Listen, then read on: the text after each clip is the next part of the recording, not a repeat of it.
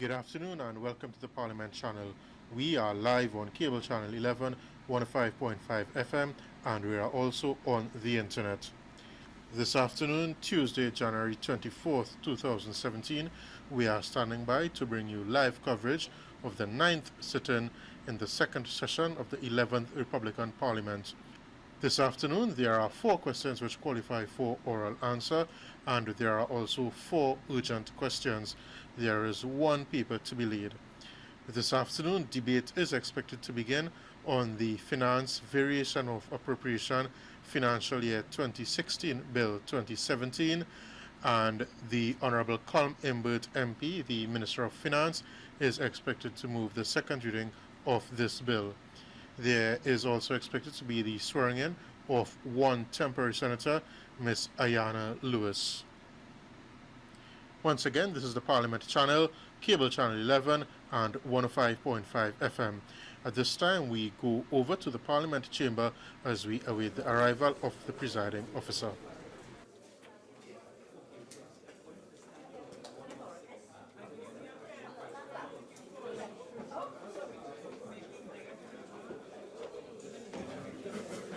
The Honourable the President. Welcome to the 9th sitting in the second session of the 11th Republican Parliament, which takes place on Tuesday, January 24th, 2017.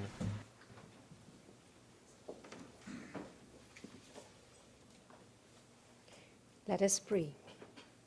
Almighty God, we acknowledge you as a supreme being, most gracious and most merciful. Look down, we beseech you, on us who are members of this Senate, and deign to assist us in the duties that we have to perform on behalf of our beloved country of Trinidad and Tobago.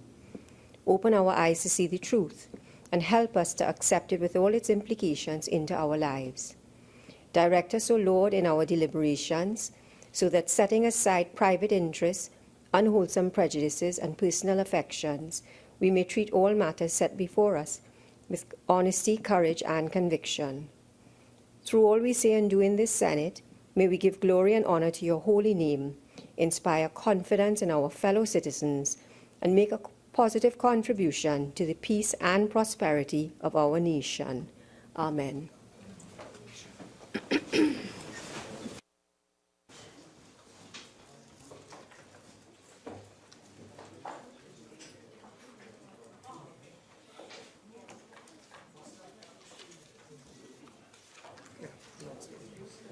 Announcements by the President. Honourable Senators, I have granted leave of absence to Senator the Honourable Dennis Moses, who is out of the country. Honourable Senators, I have received the following correspondence from His Excellency the President, Anthony Thomas Aquinas Carmona, SC-ORTT. The Constitution of the Republic of Trinidad and Tobago. By His Excellency Anthony Thomas Aquinas Carmona, ORTT SC, President and Commander-in-Chief of the Armed Forces of the Republic of Trinidad and Tobago. To Ms. Ayanna Lewis. Whereas Senator the Honourable Dennis Moses is incapable of performing his duties as a senator by reason of his absence from Trinidad and Tobago, now therefore I, Anthony Thomas Aquinas Carmona, President as aforesaid, in exercise of the power vested in me by Section 44(1)(a) and Section 44(4)(a) of the Constitution of the Republic of Trinidad and Tobago, do hereby appoint you, Ayanna Lewis, to be temporarily a member of the Senate with effect from the 24th of January 2017 and continuing during the absence from Trinidad and Tobago of the said Senator Dennis Moses. Given under my hand and the seal of the President of the Republic of Trinidad and Tobago at the Office of the President, St. Anne's, this 23rd day of January 2017. Honourable Senators, a senator is required to take the oath.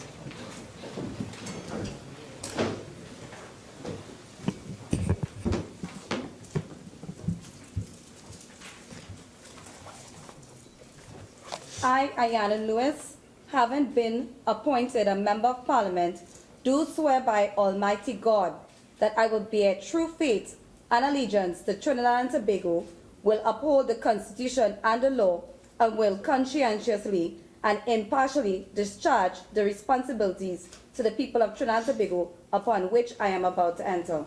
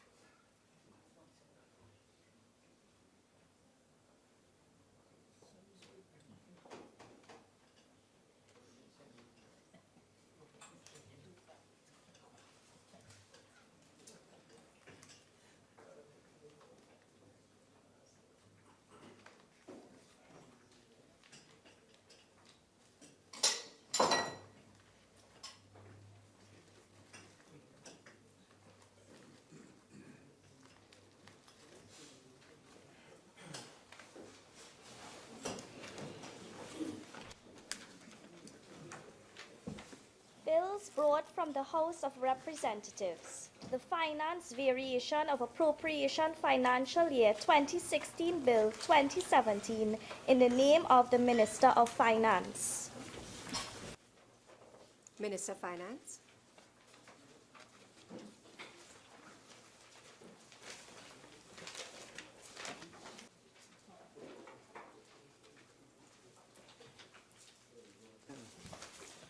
Madam President, in accordance with Standing Order 62(1)B, I beg to move that the next stage of the bill be taken later in the proceedings. Honourable Senators, the question is that the next stage of the bill be taken later in the proceedings. Those in favour say aye. Aye. Those against say no. The ayes have it. Leave has been granted and the next stage of the bill will be taken later in the proceedings. Petitions, papers. Minister of Finance. I don't have that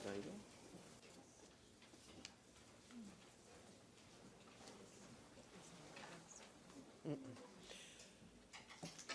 Madam President, I have the honor to lay on the table the following papers as listed on the supplemental order paper in my name.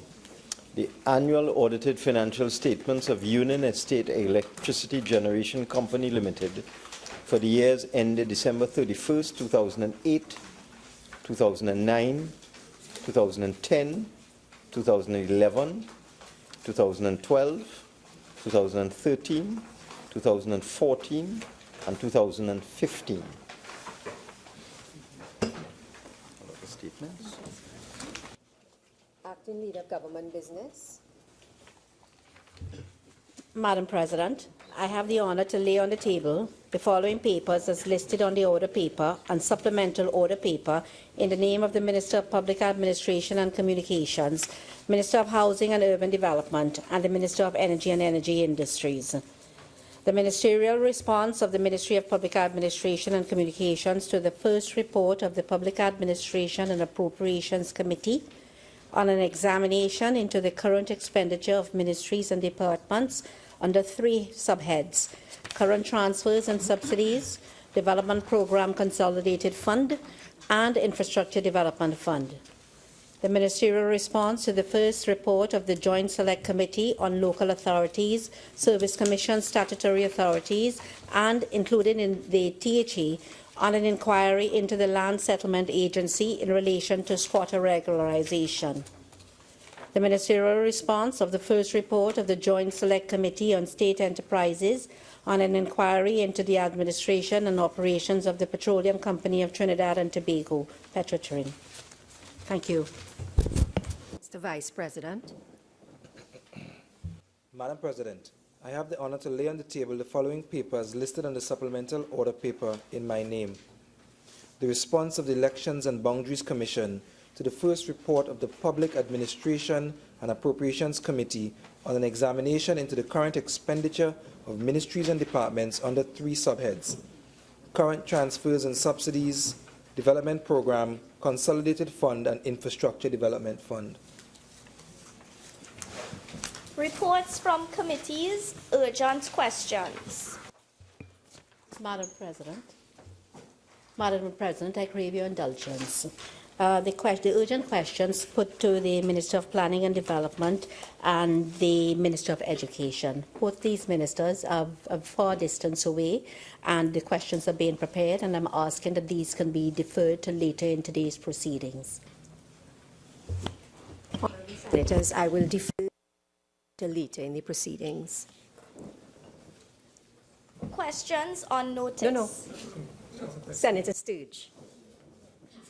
Thank you. To the Minister of National Security, given the death threat made to the head of state, what immediate precautionary measures are being put in place to ensure the safety of the head of state, the Prime Minister, the Chief Justice, and the Leader of the Opposition? Minister of National Security. Thank you very much, Madam President. Madam President, the agencies of national security have taken the appropriate and necessary action to ensure the safety and security of the head of state, the Prime Minister, the Chief Justice, and the Leader of the Opposition. I am not at liberty to go into the details of the specific measures, Madam President. By so doing, can compromise the very security of the office holders, Madam President. Supplemental. And what precautionary measures do you intend to put in place for us, the ordinary citizens?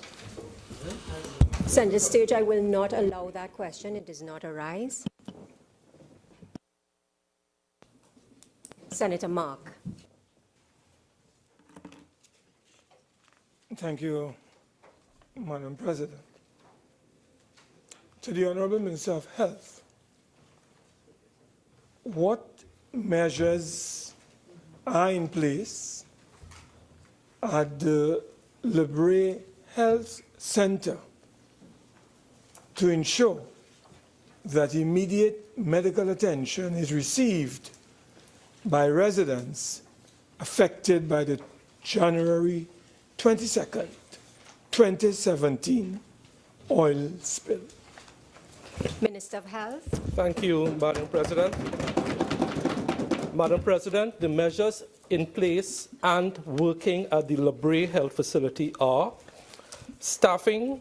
We have over 13 people that staff the centre on a rotational basis, comprised of doctors, primary care physicians 1, primary care physicians 2, registered nurses, district health visitors, and enrolled nursing assistants.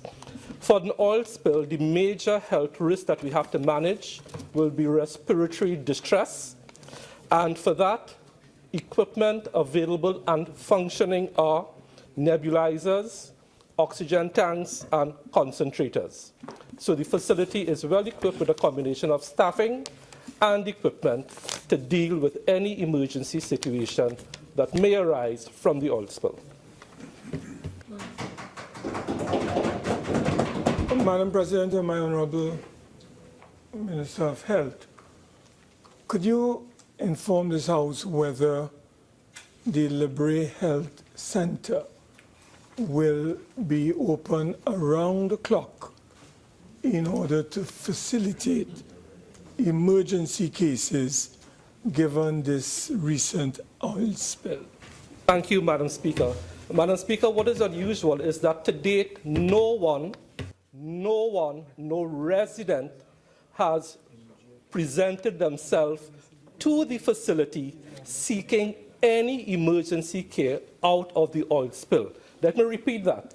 To date, no one from the community has presented themselves to the facility seeking emergency care. The hours that the centre are open from are Sundays 8 to 12, Saturdays 8 to 4, and Monday to Friday 8 to 9 p.m. And to date, no one has sought emergency care. So the question of opening 24 hours may not arise.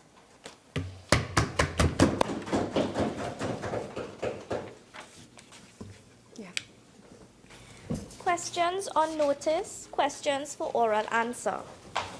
Senator Mark. Oh, sorry. Madam President, may I say that the government is in a position to answer all questions, all oral questions on the order paper. Thank you. Senator Mark. Thank you, Madam President. Question number 15 to the Honourable Minister of Works and Transport. Minister of Works and Transport. Thank you, Madam President. Madam President, 6 road deaths occurred in less than 4 days is a cause of alarm. And Madam President, although we saw a reduction in road fatalities in 2016 over 2015, the ministry viewed this as one road fatality is one too many. The Traffic Management Branch of the Ministry of Works and Transport is engaged in the following projects specifically designed to enhance and improve road safety. They are, Madam President, the installation of zebra crossing, street furniture, traffic signs, and specialized road markings, which reduce the risk of accident involving pedestrian attempting to cross on active roads. The installation of high-tension barriers to eliminate injuries and injury and property damage, including fatalities caused by medium crossover traffic and roadside crash along the Uriah Butler and the Solomon Hulshoy Highway. Provision of road studs on highways and main roads. Provision of accessible pedestrian signal devices. Deployment of spot speed enhancement cameras. Increase in the complement of motor vehicle officers of the licensing division to ensure that drivers obey the traffic laws and adhere to the motor vehicle regulation. In conjunction with the Trinidad and Tobago Police Service, introducing the speed measuring device known as the speed guns to ensure strict adherence to the legal speed limits on the nation highway. Embarkation of the reform of the legislative framework governing the fixed penalty traffic ticketing system and the introduction of a demerit point system in Trinidad and Tobago, which would create the platform for more orderly road use and result in future reduction in road fatalities and road accidents. Thank you, Madam Chair. Madam President, could the Honourable Minister indicate, since the implementation of these initiatives as outlined, whether there has been a reduction in the number of road fatalities in our country to date? Madam President, the simple answer was given within the description I gave. In 2016, there was a reduction over 2015, and we expect this to continue. Senator Mark. Madam President, could the Honourable Minister of Works and Infrastructure indicate whether there is any intention, Works and Transport, any intention by the government to purchase any more speed guns, as it is called, since we have been informed that there's a limited number available to the police through the provision of your ministry.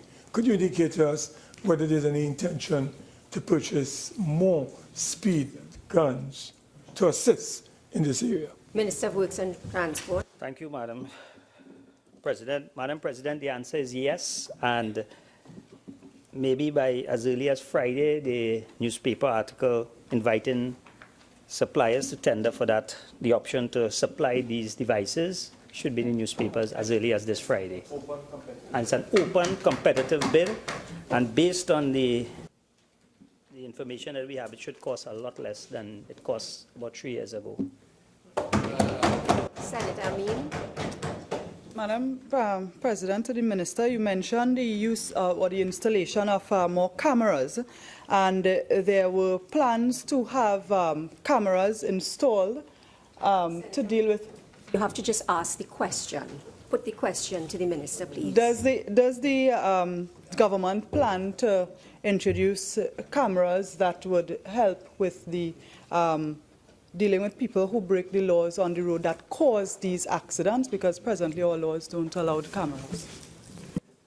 Thank you, Madam President. Madam President, this requires a change in the legislative framework, which the Attorney General is very soon going to be piloted in the Parliament. I give you the assurance that cameras are here. A lot of the cameras have been installed, and once the legislative framework falls into place, yes, we will be using that as one tool to correct some of the bad attitudes on the nation roadways. Thank you. Senator Mark. Could the Honourable Minister of Works and Transport indicate to this Honourable Senate what would be the number of new devices, speed guns, that would be added to the current number that is in existence at this time, given the advertisement that you just mentioned, which will be in the newspapers in a few days' time? What number are we talking about in terms of increasing? Minister of Works and Transport. Thank you, Madam President. Madam President, the Ministry of Works is looking at technology, not only the technology of the speed guns. The advertisement in the newspaper that will be coming out, I think, on Friday, should be for 9. However, I must add, we are also implementing the technology of spot speed, meaning you don't have to have a police officer standing on the side of the road holding a speed gun. So we are also looking to implement some of those standalone speed devices. Okay, so we have 9 speed guns. Yeah, so we have fixed speed and 9 speed guns coming in. Madam President, in terms of this spot, what's the name of you call it? Fixed spot speed. Fixed spot speed devices. Could you indicate to us, as a Parliament, when you believe, once it is approved and you get those fixed spot speed devices in place, what time frame do you anticipate the operationalization of these devices, and how many of them do you anticipate to be effected during the period over the next, let's say, 2 years, given what you have just said? Thank you. Madam President, I expect it to be operational in the shortest possible time. And given the constraints, the financial constraints that we all know that the country has to undergo, we will be installing them on a phased basis over the next 2 years. Thank you.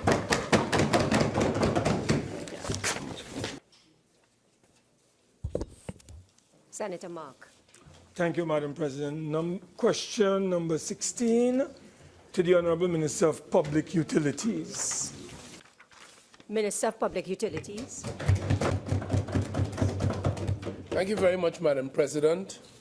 Madam President, a most unfortunate situation arose, and out of which it was reported that at the St. James Medical Complex, brown water flowed from taps, adversely affecting consumption and other use thereat. This occurred as a result of 3 ruptures along the water transmission distribution system. These incidents occurred in the St. James area between September the 17th, 2016 and September the 20th, 2016. These incidents resulted in disruptions in the water supply for extended periods, and upon repair and recommissioning of the system, WASA undertook of necessity to flush out the system, and the problem is now fully resolved.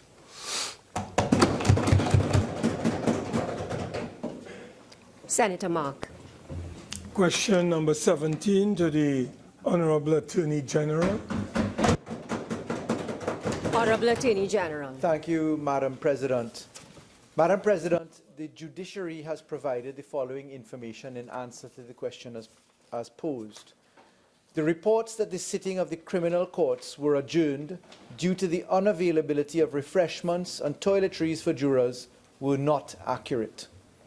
On Monday, 19th September 2016, the sitting of the criminal courts in Port of Spain, San Fernando and Tobago in fact commenced. For those courts where a jury was impaneled and asked to return on the adjourned date, this was due to either of the following: other matters engaging the attention of the court, or the attorneys were engaged in legal arguments which cannot be done in the presence of the jury. The criminal courts continue to sit and function, and the question as posed by the Honourable Senator seems to have been misinformation on that basis. I hope that this satisfies the inquiry. Senator Ma. Madam President, through you to the Honourable Attorney General. Honourable Attorney General, are you indicating to this House, based on the statement you have just rendered, that the statement that appeared in the newspapers of this country on this particular incident were totally misleading and therefore wrong? Is that what you're saying? Sure. Madam President, I thank the Honourable Senator for the supplemental question. The answer which I've just provided comes from the Judiciary of the Republic of Trinidad and Tobago, to whom I posed the question as asked by the Honourable Senator Wade Mark, and that was the response provided to me, that the reports that the sitting of the criminal courts were adjourned, etc., were inaccurate. So it appears so, but I rely entirely upon the information as provided to me by the Judiciary itself on this matter. Madam President, through you to my honourable colleague and friend, the Attorney General. Honourable Attorney General, would you want to indicate to this House whether it is incumbent upon the Judiciary, when there are inaccurate reports published in the newspaper, that some attempt ought to be made to have those reports corrected within the shortest possible time frame?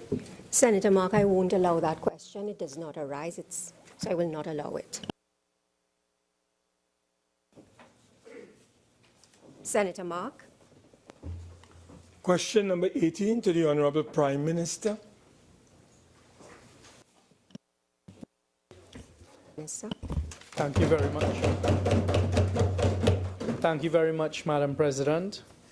Cabinet decided in April 2016 that the Trinidad and Tobago Defence Force and the Trinidad and Tobago Police Service should provide security services for the Office of the Prime Minister, the official residence of the Prime Minister, and the Diplomatic Centre at La Fantasy Road, St. Anne's. This led to the restructuring and eventual disbanding of the security unit of the Office of the Prime Minister. That's the answer to A.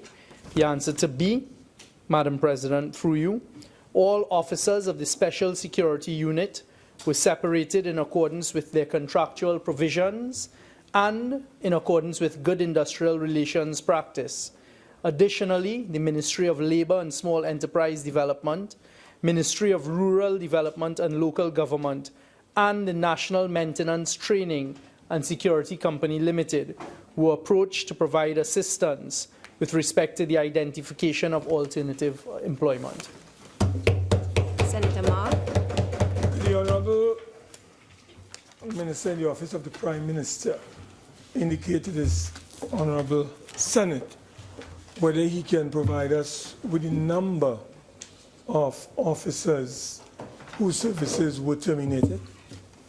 Minister. Madam President, I don't have that number with me now.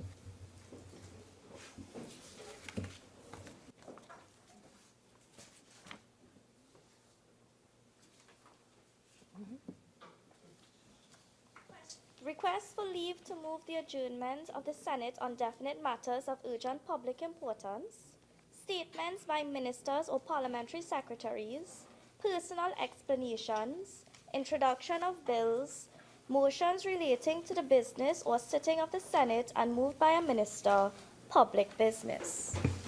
Madam. Acting Leader of Government Business. Thank you, Madam President. Madam President, I again crave your indulgence, and I'd like to advise by agreement that the Opposition Chief Whip, Senator Wade Mark, and the coordinator of the Independent Bench, Dr. Daneshwar Mahabir, we've all agreed that the private member's business be taken that sitting next Tuesday, the 31st at 1:30, when on that day we will deal with motion number 1. Yes. Madam President, may I just add to the Honourable Leader's intervention that we also agreed that given the fact that the next private member sitting in the month of February, which is the 4th Tuesday, Carnival Tuesday, we have agreed that we will have private members' day on Tuesday the 14th of February instead of Carnival Tuesday.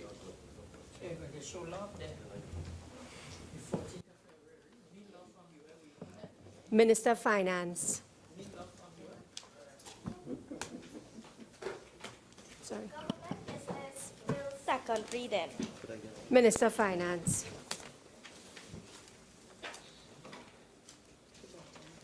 This is yours. Thank you, Madam President. I beg to move that a bill entitled An Act to Vary the Appropriation of the sum the issue of which was authorized by the Appropriation Financial Year 2016, Act 2015, and varied by the Finance Variation of Appropriation Financial Year 2016, Act 2016, be now read a second time. Madam President, the bill before us has 5 clauses on the schedule. The clauses are very routine and very straightforward, and they simply seek the approval of the Senate to vary the appropriation for the last fiscal year. In common parlance, this is called closing the accounts for fiscal 2016. If there were no variations of expenditure, this procedure would not be necessary. The Budgets Division would simply settle the accounts, send it to the respective authorities like the Auditor General, and publish the accounts for 2016. When you look at the schedule, you see that just 2 heads of expenditure are being varied. The first head is Head 78, which is the Ministry of Social Development and Family Services. And that head is being varied in the amount of $370,497,277. The other head that is being varied is Head 31, which is the new Ministry of Public Administration and Communications. And that head is being increased, as the other head is being increased, by the sum of $120,781,446. The total variation in terms of heads of expenditure that are being increased is $491,278,723. At the same time, we are seeking to reduce 2 other heads of expenditure. Head 40, the Ministry of Energy and Energy Industries, in the sum of $370,497,277, and the Ministry of Communications, which has now been replaced by the amended or expanded Ministry of Public Administration and Communications, in the amount of $120,781,446. making a total reduction of heads of expenditure of $491,278,723. The exact amount that the other heads have been increased. The effect of all of this, Madam President, is a nil effect. So there is no increase in the appropriation for the last fiscal year. What I would also inform this Senate is inform the Senate about is the reasons for this variation of appropriation. The first head that needs explanation is the increase of $370,497,277 for Head 78, the Ministry of Social Development and Family Services.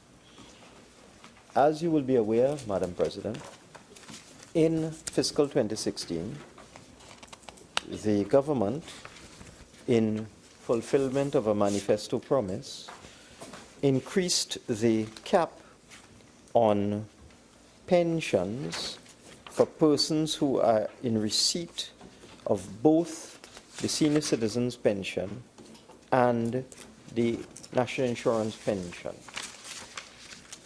Previously, the cap for those pensions was $4,500. So if one earned the NIS pension of $3,000, the maximum senior citizens pension that one could receive once one qualified would have been $1,500.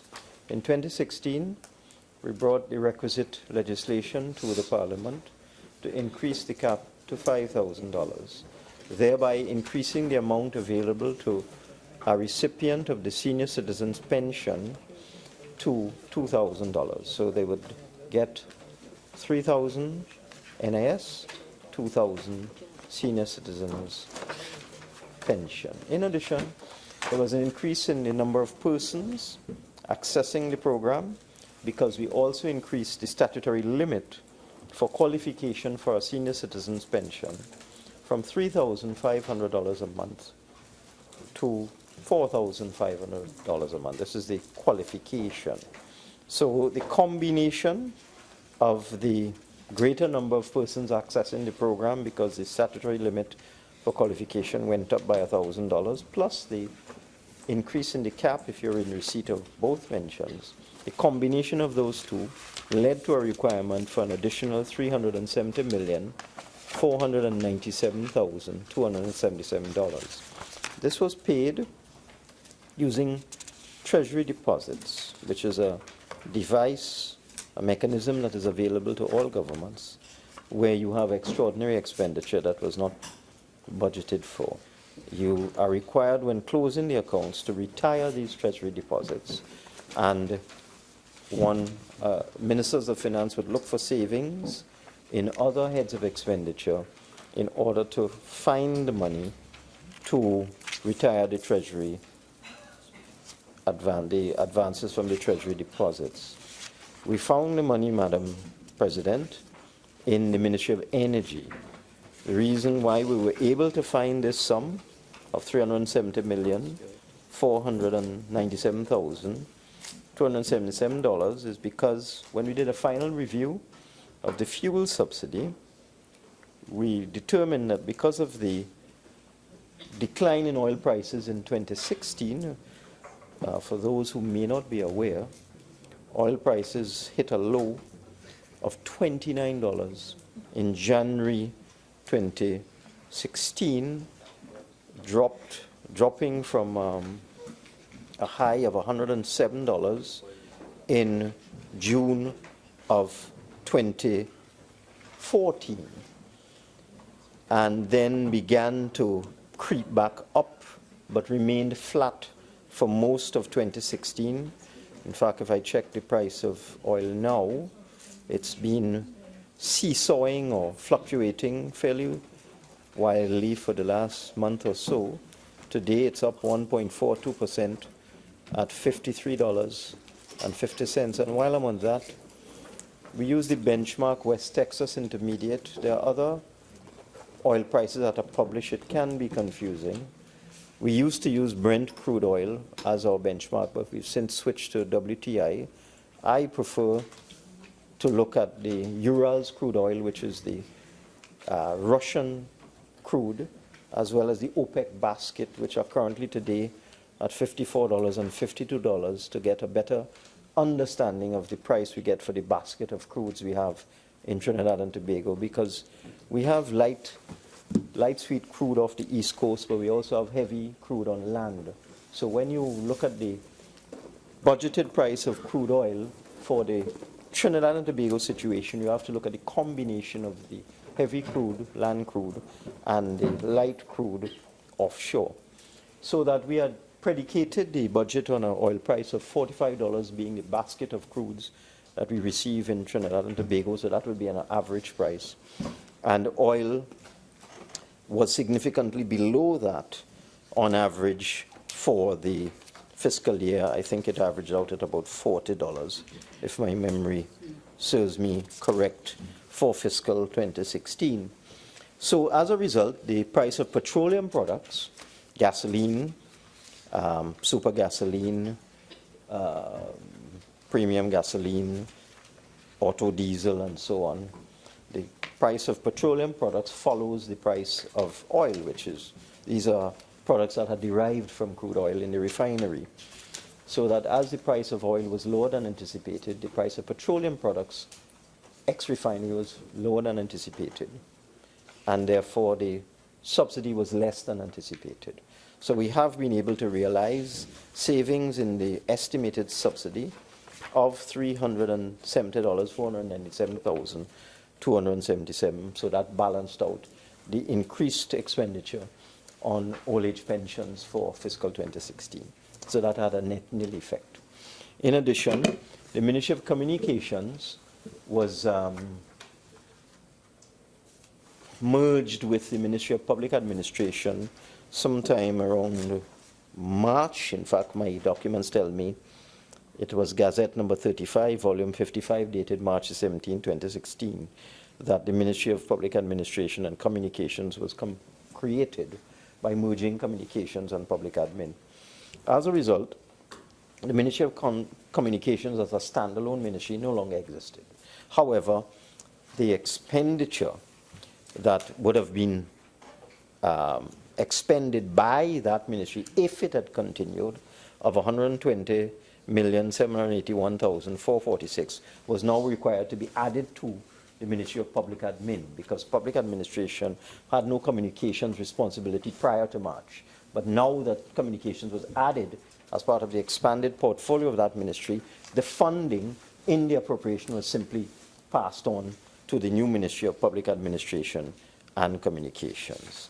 And so you took the residual allocation of $120 million from the old Ministry of Communications, and it was given to the new Ministry of Public Admin and Communications. Again, a net nil effect. In terms of the fiscal outturn, the actual expenditure for 2016 was, let me get the actual number. I don't want to be inaccurate. It was, just one second.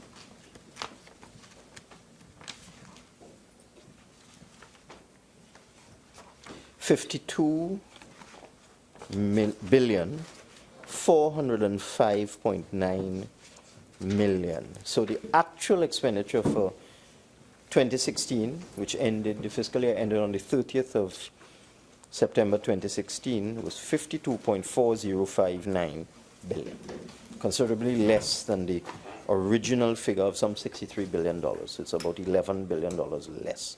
But it was, in effect, $171 million higher than the number estimated at the time of the delivery of the 2017 budget and the preparation of the estimates of expenditure for the 2017 budget, which, like all of these documents, shows the revised expenditure and the original allocation for previous years, so that whenever you get any one of these documents, the estimates of expenditure, recurrent expenditure, for example, you would get what is estimated for 2017, you would get the revised figure for 2016, and you would get the original projection for 2016. So the revised figure for 2016 in terms of overall expenditure was just $171 million lower than the actual. So the actual expenditure was $171 million higher. In terms of revenue, the actual revenue was slightly lower than was originally anticipated. The actual revenue was $44.753 billion as compared to $44.941 billion, which was what the budget documents would have shown on the 30th of September. So as we go along, these figures are refined because ministries get releases of funds, but they don't always spend all of the releases that they get. The public servants use their best judgment to estimate what it would be, but there will always be small variances when you come to close the accounts. So the actual revenue for fiscal 2016 was $44.753 billion as compared to $44.94, which was the revised estimate. And this had an effect on the deficit. The deficit was originally estimated to be $7.2 billion for fiscal 2016, but when you take the revised revenue being $188 million lower than anticipated, and the revised expenditure being $171 million higher, you add the two, you get a variance of about $350 million. So the deficit, instead of being $7.2 billion, was a bit over $7.5 billion. And Madam Speaker, that's it basically. I want to say at the outset that none of this has anything to do with the 2017 expenditure. We're closing the accounts for 2016, and therefore I personally would like to keep this debate very tight, dealing with the subject matter, which is the variation of two heads of expenditure for last year. It has absolutely nothing to do with this year. I beg to move.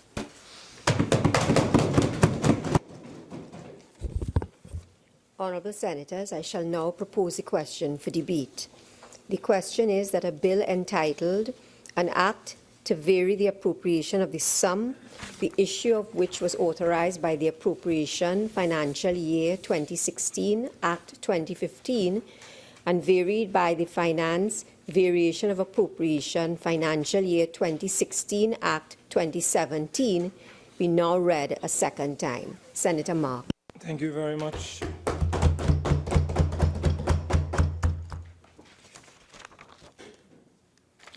Madam President, the bill before us, as outlined by the Honourable Minister, is designed to close the gap so that we can, between revenue and expenditure, given the shifts in terms of increases and decreases, as outlined by the Honourable Minister. And this, as he rightfully said, is to address the financial year of 2016, to bring closure to the finances for 2016. And of course, the minister, as he said, would like to keep it tight. Well, I myself will try to keep it as tightly as I can, Madam President, but we need some further explanations as we proceed to attempt to keep it tight. Madam President, the minister said that there were savings in the Ministry of Energy and energy industry. And these savings were transferred to the Ministry of Social Development and Family Services in an effort to address what he described as earlier advances made through Treasury deposits to satisfy what he described as a manifesto pledge, which saw the ceiling that was accessible to pensioners who were in receipt of both NIS contributions of $3,000 and senior citizens' pensions as one element. And he also talked about another aspect of his government's manifesto pledge. Well, I want to ask the Honourable Minister,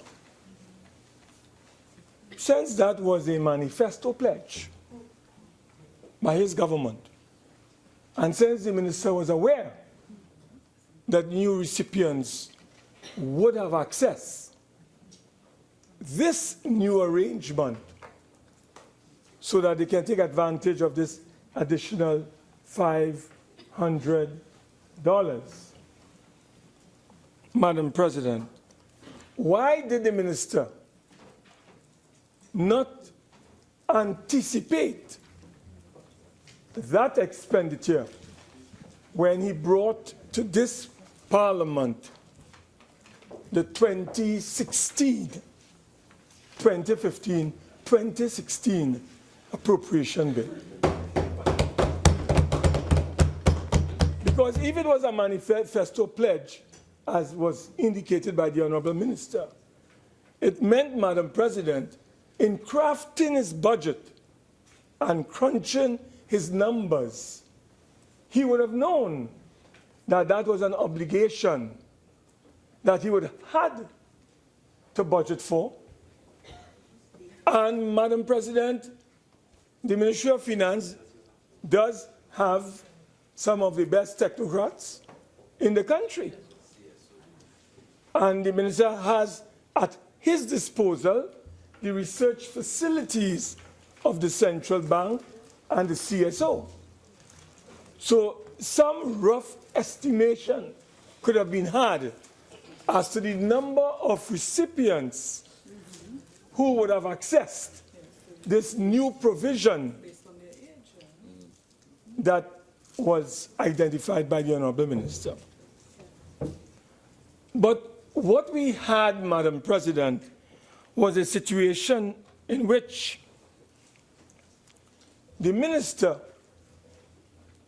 did not properly budget for that expenditure of $370 million in his 2015-2016 appropriation bill under the heading Social Development and Family Services, that ministry in question, Madam President. And Madam President, I want to tell you the basis for this obvious error, mistake by the Minister of Finance. Madam President, you would recall that, as the Minister admitted, we budgeted the price of oil at a certain level, or a certain price was given, and within a short space of time, the price tumbled. I don't have the numbers here or the figures with me. And as such, Madam President, the Minister of Finance was forced to engage in what is called a midterm review, as you would recall. And a lot of very important changes were advanced by the Minister in his midterm review. in order to bring a balance as far as is critically possible to the realities that the government was faced with at the time. Madam President, you would recall that the Minister of Finance issued a directive, an edict, an instruction to all ministries to reduce expenditure across the board by 7%. Everybody knows that. And Madam President, this would have been done without serious thought. Madam President, the government just issued an edict and ministries were just instructed to slash and cut 7% across the board. And I am not surprised, Madam President, I think no one should be surprised in this Honorable Senate that the Minister of Finance found himself at a particular point in time in fiscal 2015-2016 with a hole in social development and family services ministry. So what did the minister have to do?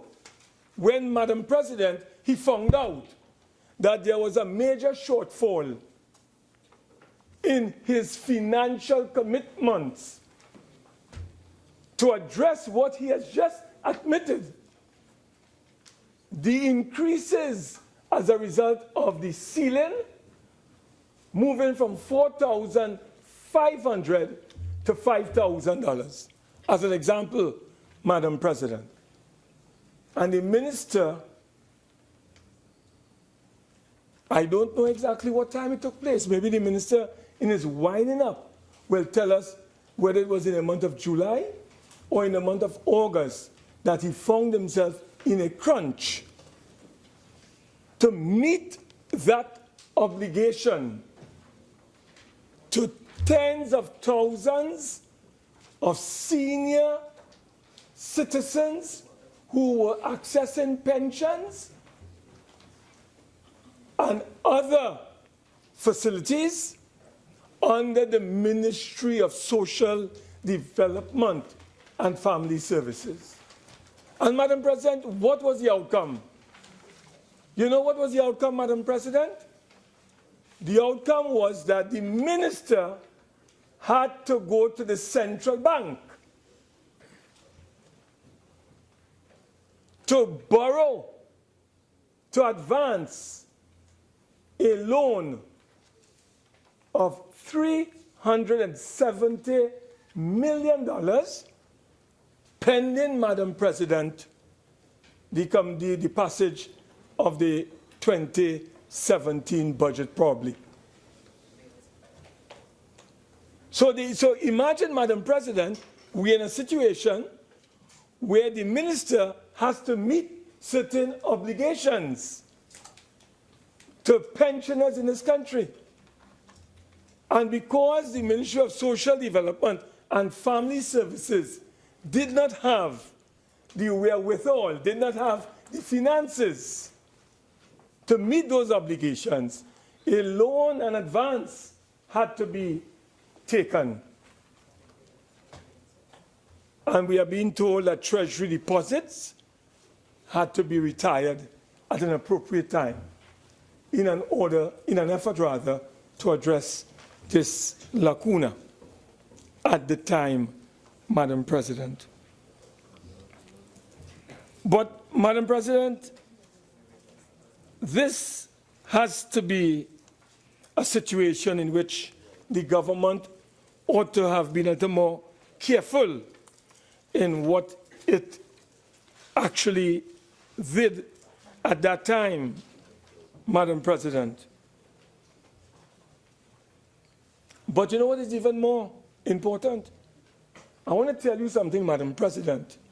These numbers that the minister outlined here today, which appears to the Honorable Minister to be simple and straightforward and he wants a tight debate.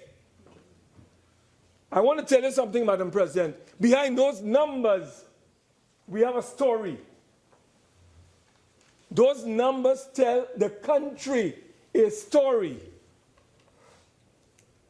Madam President. And what we are seeing today, Madam President, is a situation, according to the minister's own admission today. And I have the numbers here. The minister outlined the numbers. Hear what he said, Madam President, to you and to me and to all of us. He said expenditure at the end of fiscal 2016 was anticipated to be $63 billion, according to the original estimates. $63 billion. But when he went through the mid-year review and the address of the Prime Minister, with the collapse of oil prices, and his failure as a Minister of Finance to come up with creative and innovative solutions and initiatives to generate new streams of income in the country, Madam President, what did we discover? 7% in average. In fact, we have made a rough assessment. We could be wrong, Madam President. You could correct us. The Minister could correct us. We believe that based on our estimation, it was much more than 7% across the board. It may have been more like around 10% across the board in terms of cuts in expenditure for 2016. So you know what happened, Madam President? We moved from this ambitious number of $63 billion. And you know where we ended up, Madam President? At $52 billion. $52,405,090,000, according to the Minister of Finance. That was the end of the year number when it came to the expenditure for 2016. Madam President, the Honourable Minister went on further to indicate the actual revenue. Madam President, the actual revenue, according to him, Madam President, was $44.753 billion. But the estimated amount was $44.941 billion. Giving us, Madam President, a deficit of 7.2 initially.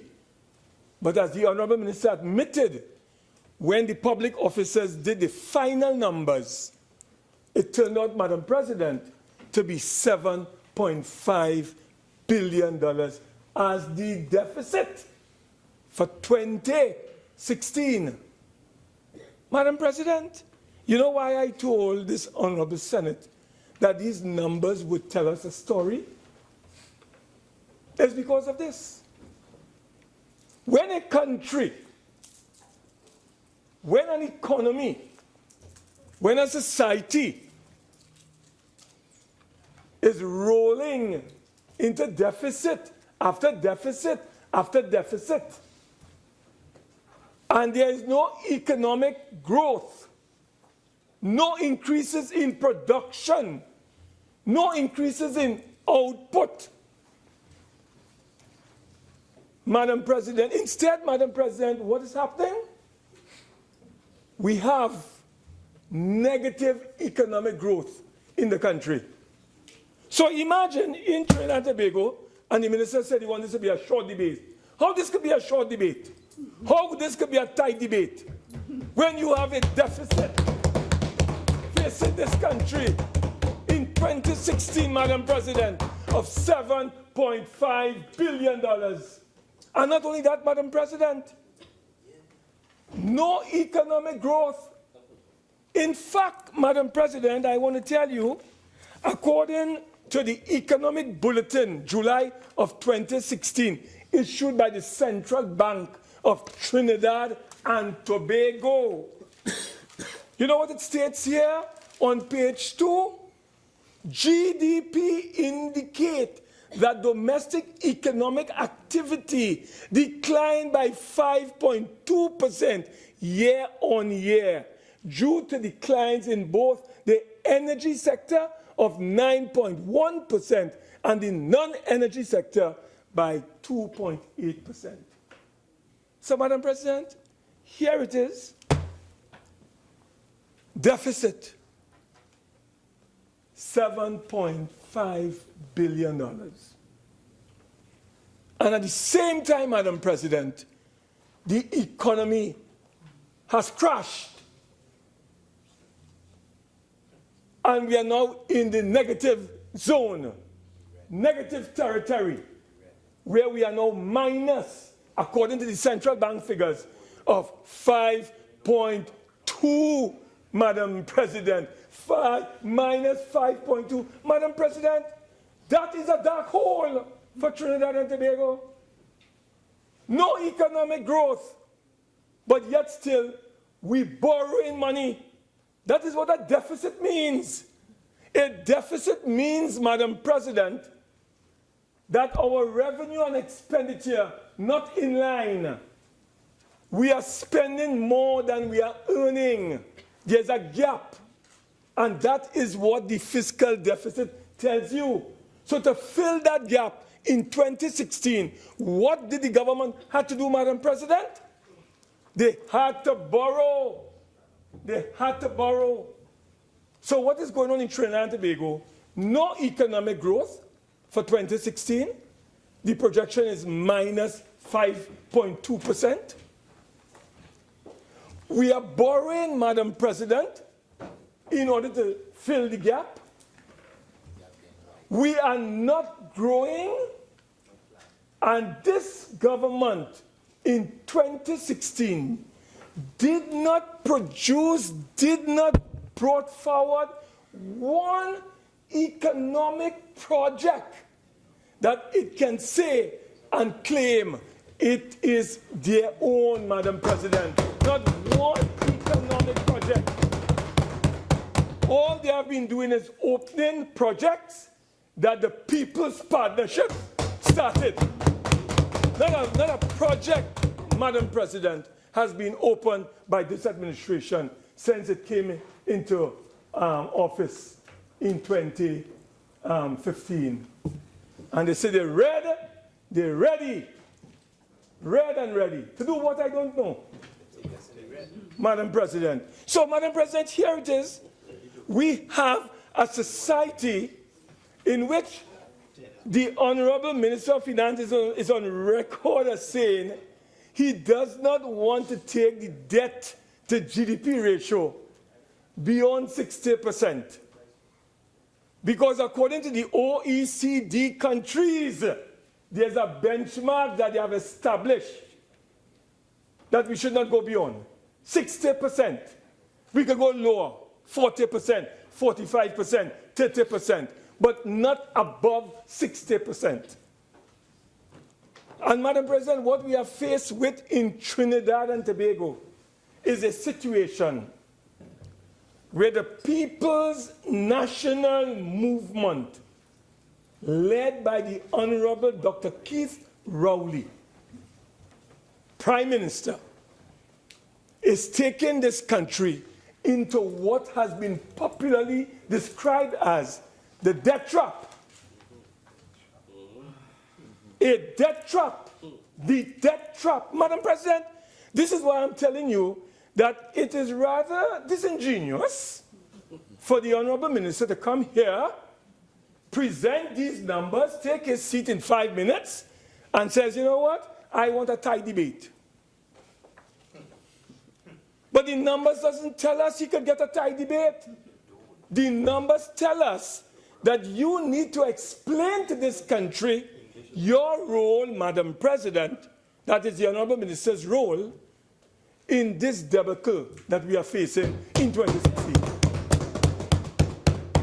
It is a manifestation of utter failure on the part of the government as it relates to their economic policies and programs for Trinidad and Tobago. What 2016 reveals is a lack of vision, a lack of strategy, a lack of plan, no focus to take our country forward. That is what these numbers are telling us. And, Madam President, what we are in danger of in this country, the IMF has already predicted that we may end up in the 70% zone in terms of debt to GDP. Because right now we're close to about 61, 62%. And we head in and we're rushing onward, Madam President, to possibly 70%. That is not healthy for any economy, particularly, Madam President, when we don't have any projects, no real programs, no strategy for transformation, for recovery, for revival, for development in our country. All we have are promises. All we are given are promises, Madam President. So this is a very serious matter that we are dealing with here. Even though the numbers might appear to be just, you have increases in where? Public administration and communication. Increases where? Social development and family services. And you had decreases in other areas. And of course, savings, as the Honorable Minister said, in energy, where you had decreases, because they found $370 million. So, Madam President, I wanted to ask the Honorable Minister, seeing that he is the acting minister, that, Madam President, may I put on record? We on this side would like our colleague, the leader of government business, we want to wish him a speedy recovery. Very hard-working individual, We want to wish him a very speedy recovery, Madam President.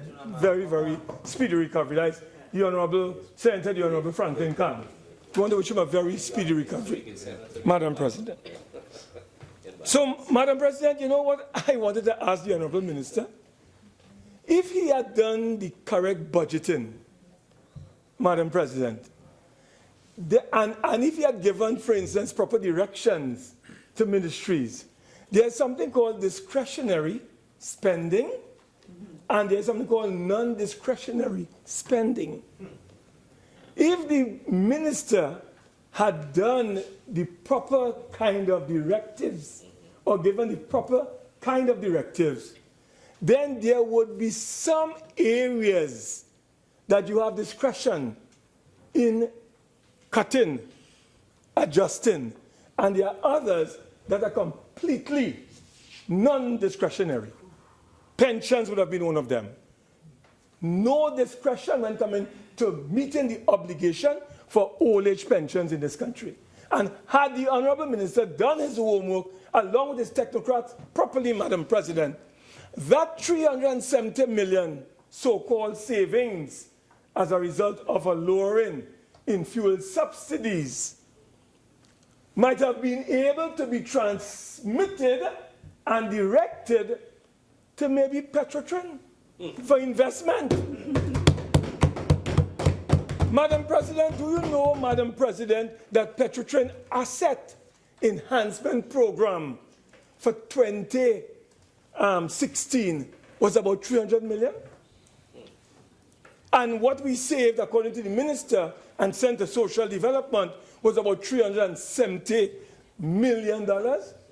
If, suppose that same 300 million or 370 million could have been given to Petrotrin and just under what is called public expenditure, capital expenditure, directed there and dealing with that and that alone, Madam President, what you will have, Madam President, is a situation where the south of our country and the Honorable Minister of Local Government, who is a Southerner, would have been able to testify to this matter. Because of the aging assets of Petrotrin, you have oil spill every week in South Trinidad. How long is that going to continue? How long is that going to continue for, Madam President? Order. Point of order. 46-1. Senator Mark, come back now to the bill at hand, please. So, Madam President, the minister is not seeing the linkages. I'm not saying you, Madam President, I have the greatest respect for you. I'm saying that the minister is not seeing the linkages, but I'll be guided by your ruling. Madam President, I want to deal with the whole issue of public administration and communication. And as we are dealing with this, I want to ask a question as it relates to communications. Under communications, you have something called CNMG and something called GISL. Those are some of the critical communication medium that fall under communications. And then, of course, they have a network, a radio network. 101, I think it's 100.1 Sweet Music. And then a couple other radio stations they have under their belt in terms of communications. And Madam President, I know that that particular company, CNMG, where the monies, this 120 million, Madam President, let me tell you, Madam President, let me explain something. Whilst the minister did not go into any kind of details on the 120 million, we cannot approve 120 million in a blanket kind of arrangement, you know. We have to drill down to see where this 120 million was allocated and what items. And what we are discussing, Madam President, is that this question of communication, Madam President, is very critical because here it is, you are a merger of public administration and communication. And you had one big ministry emerging out of that. But in terms of public administration, Madam President, and communication, we know that public administration, one of its main functions and responsibilities, Madam President, is the provision of proper, affordable, cost-effective goods and services to the population of Trinidad and Tobago. That is what public administration is supposed to be doing. In addition to that, Madam President, public administration deals with modernization. It deals with transformation. It deals with e-governance and e-government. These are very fundamental roles and duties that they have to perform. And therefore, Madam President, in those circumstances, when you look at the role of public administration and communication, we have to ask the question whether the people of this country are being shortchanged. And they are being shortchanged. I want to tell you something, Madam President. Madam President, there was a survey I want to bring to your notice that was conducted by the Inter-American Development Bank. And it dealt with citizen frustration with bureaucracy. This is the survey that was conducted in Latin America and the Caribbean. And Madam President, Madam President, point of order, 46-1. Senator Mark, try and link what you're saying. You're dealing with Ministry of Public, right? Try and link it a little faster, please. Okay? Well, Madam President, I was coming to. I was coming to do that. But my friend seemed to be impatient. Yeah. But Madam President, what I was saying is that we are dealing with public administration and communication. And if we are talking about allocating, Madam President, a certain amount of money towards public administration and communication, it must mean, Madam President, that as a parliament, as a Senate, we would like to know what that particular ministry does and what this money was utilized for in 2016. That is what we are asking. And we are saying, Madam President, one of the functions of the Ministry of Public Administration is the provision of goods and services to the nation. And that is a link, Madam President, that it provides services to our country. And I was just bringing to the attention of the Honorable Senate, Madam President, through you, that there is a lot of frustration in the country as it relates to the bureaucracy involved in the quality of services provided by the public service. And public administration is responsible for the public service of Trinidad and Tobago. Madam President. Yeah, no. Yes, but what I'm saying is that there was a survey that was conducted, Madam President, by the Inter-American Development Bank. No. That showed... Point of order. 46-1. Senator Mark, I'm trying actually to help you. Okay? So try and condense what you're saying and make it relevant to the business at hand. Okay? Yes. Madam President, this is a money bill, and we don't have a vote on a money bill. But we do have some flexibility in debating a money bill, even though, Madam President, it might appear to be tight Senator Mark, in the context of what it is. Senator Mark, please, I have ruled on this matter. Either follow my ruling or I will deal I will take appropriate action. You're like President Trubia? Yes. Oh my God. I think you'll miss me if I leave. Mark? No. You have 5 more minutes. Okay. Well, look. I think the 5 minutes saved me.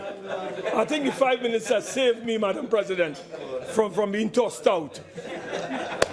Madam President, may I say, as I rush towards my conclusion, Madam President, may I say that in terms of communications, I would like to ask the Honorable Minister of Finance whether he's aware that that cash trap operation called the CNMG, that the People's National Movement owes over $850,000 to that outfit, Madam President.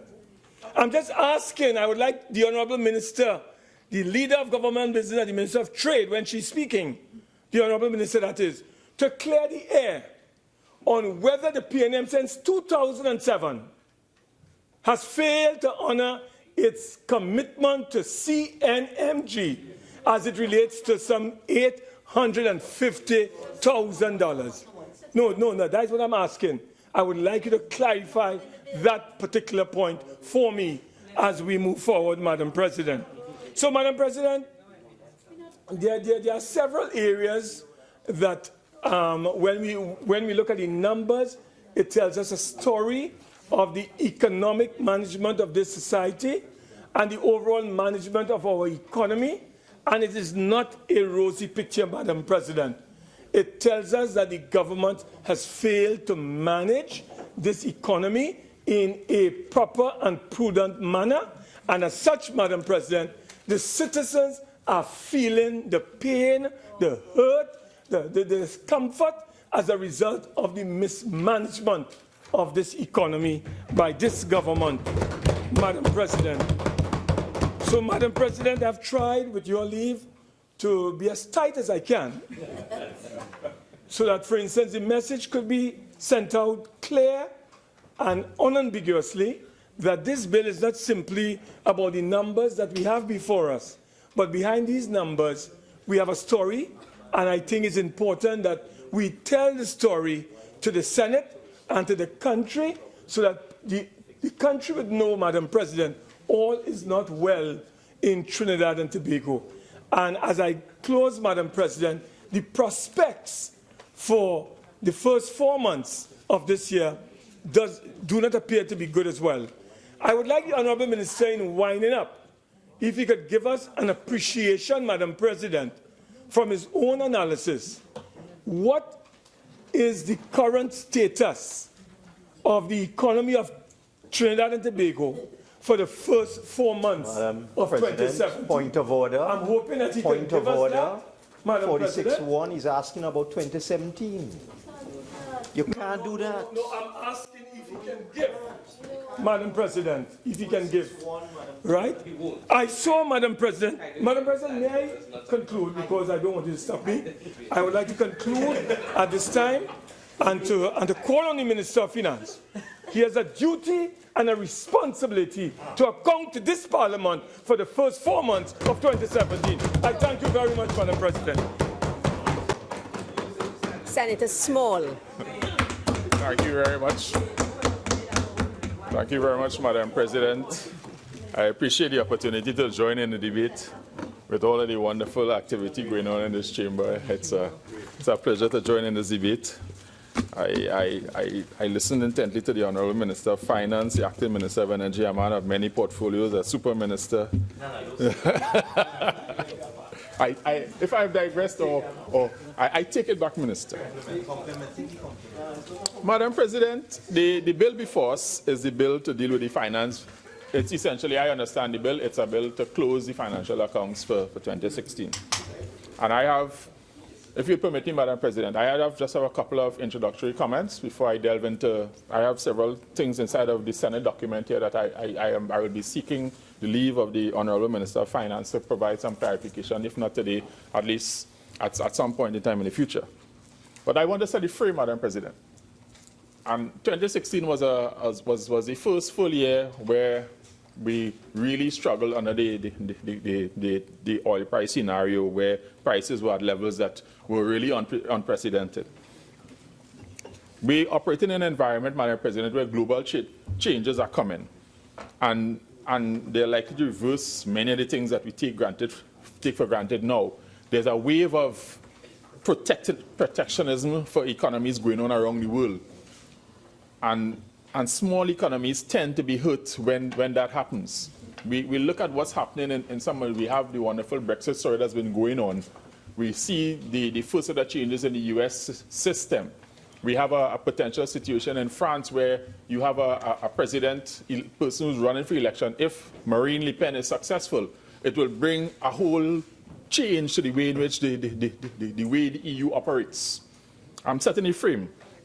Madam President, yesterday at the energy conference, one of the speakers made a critical statement that I fully endorse and support. And the statement was that maintaining the status quo is not a winning strategy in this environment. And it's something that I want us to internalize, to be able to drive through the system. That maintaining the status quo in this current environment is not a winning strategy. I understand why we're trying to keep things on a level, but if we really want to be sustainable, maintaining what we have now, how it is not going to help us to win. And I searched long and hard, Madam President. There was a phrase about, you must never let a downturn, you must never waste a good downturn. I couldn't find the origination of that phrase. But even my good colleague, Senator Mabe, would agree, Madam President, that an economic downturn presents the opportunity for us to make structural changes. We have a situation where I am not sure, Madam President, when I speak to people, if they understand the depth of the crisis that we're facing now, because of the attempts, and you see, I want to link it, Madam President, to the attempts of maintaining the status quo. By maintaining the status quo, people are not understanding or grasping or feeling the depth of the economic challenges that we have now. The Honourable Minister of Finance in his presentation went through the issues of oil price. And around this time, around February of last year, oil price went down to like $28 or $29. Today, right now, it's about $53. And for most people, that would have seemed to be a good recovery. But given what oil price has been averaging in the preceding 5 years, it's 50% of what it should be. or what we've grown accustomed to, or what we've started to budget for, and that is the issue. The data was shared. I've shared this data on more than one occasion, Madam President. The average oil price, WTI, over the period 2011 to 2014, that was the highest period in the history of oil prices, where price of oil averaged over $100 in each of those years. So to adjust back to an oil price of $53 as we are today, it's a huge adjustment.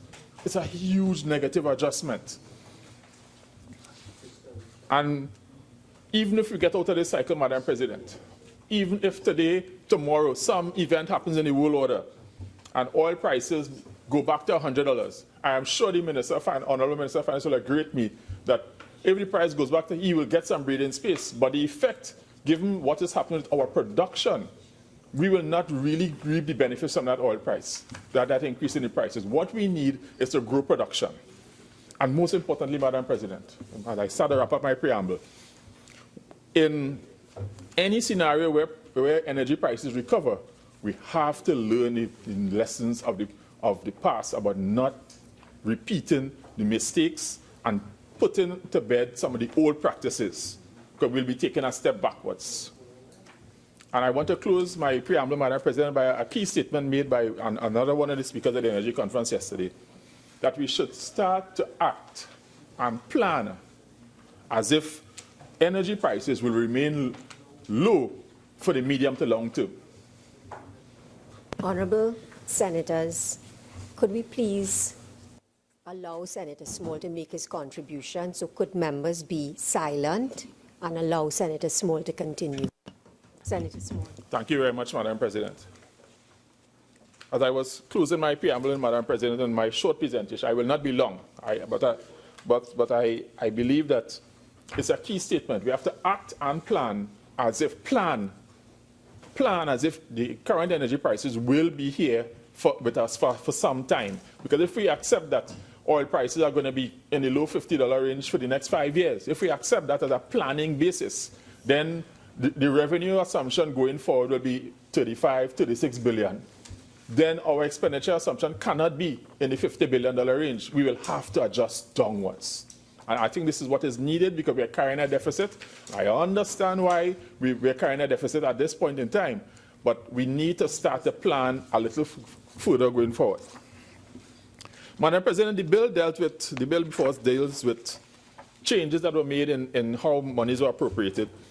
And I was actually surprised by the content of the bill, because an increase, Madam President, that I would have liked to see in the 2016 appropriation would have been an increase under the Ministry of Foreign Affairs as it relates to the establishment or the re-establishment of a mission in Georgetown, Guyana for the government of Trinidad and Tobago.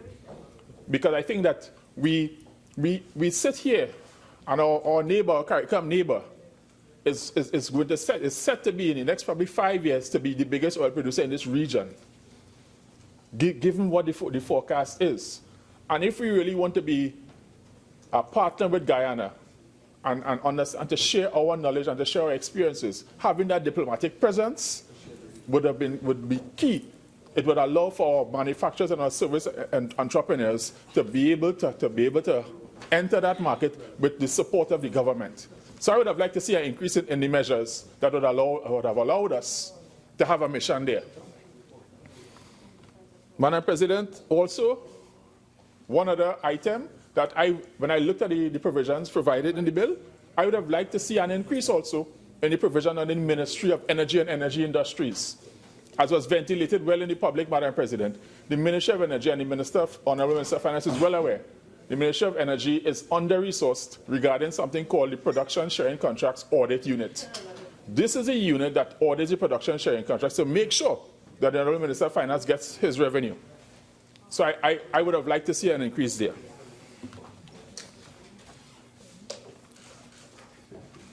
So, Madam President, I now go to two areas. The first issue I want to look at under only one document circulated to members, something called a document titled Senate document. And I have a couple of queries that I would like to ask and seek clarification on. Under the head 18, Ministry of Finance, on page 23 of the document, there was under reasons of transfer, the Senate document. The document headed Senate document. We all got it.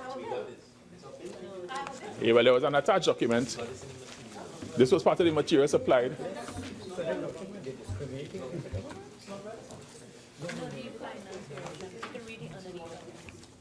Madam President, I'll be guided. The Senate, my understanding, the Senate document is a supporting document to the bill. Well, if it is not, I will be guided. This is a money bill, Minister.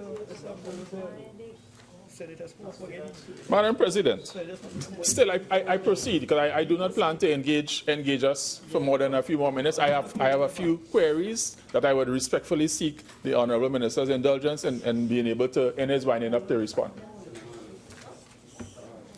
Yeah, Madam President, under the document, under the heading Ministry of Finance, there was a transfer of funds to facilitate, on page 23, to facilitate the award of a contract for the maintenance of mobile scanners, which were donated by the U.S. government. The provision was $11 million. And all I'm asking, if you have 4 scanners and the provision is $11 million, what is the contract term? Is it a 1-year contract? Is it a 2-year contract? Is it a 3? I have no idea. But $11 million for the maintenance of 4 scanners sounds like a big number. But I am not sure, and given the information I have here, I am not sure what to derive from it. Excellent point. That's a good point. Madam President, I have a couple more that I will just seek the indulgence of the Honourable Minister.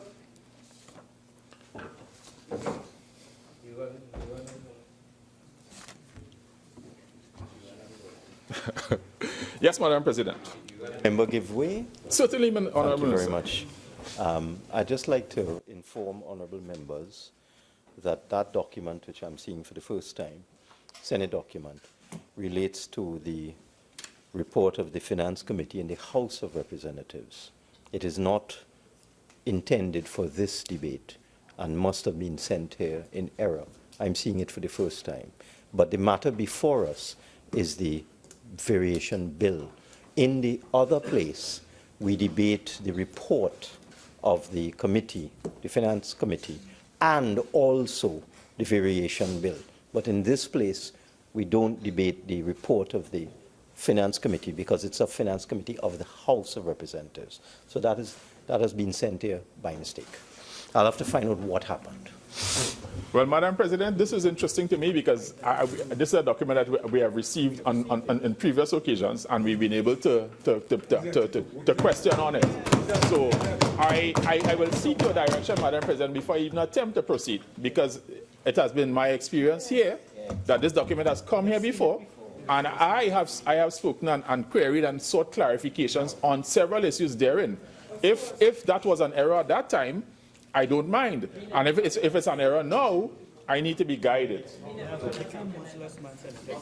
I do not plan to detain, but I have just a few queries that I would like to ask. And if I'm not permitted to do so, then I need to be guided.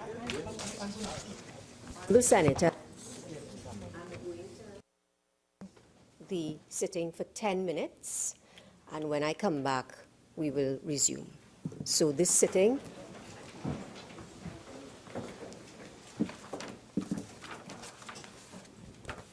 is suspended for 10 minutes.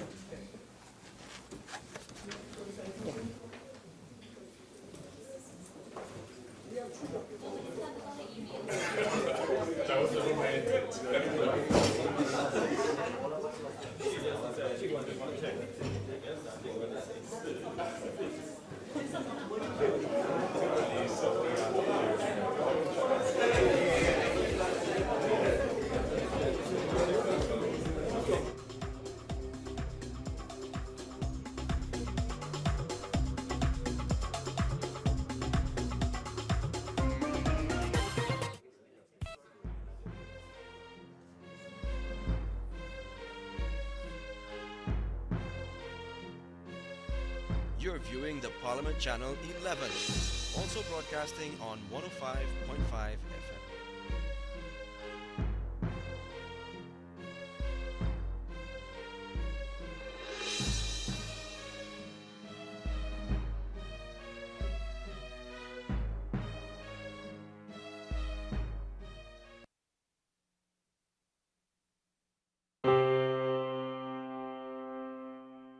The Hall of Justice is the symbol of the administration of justice in Trinidad and Tobago.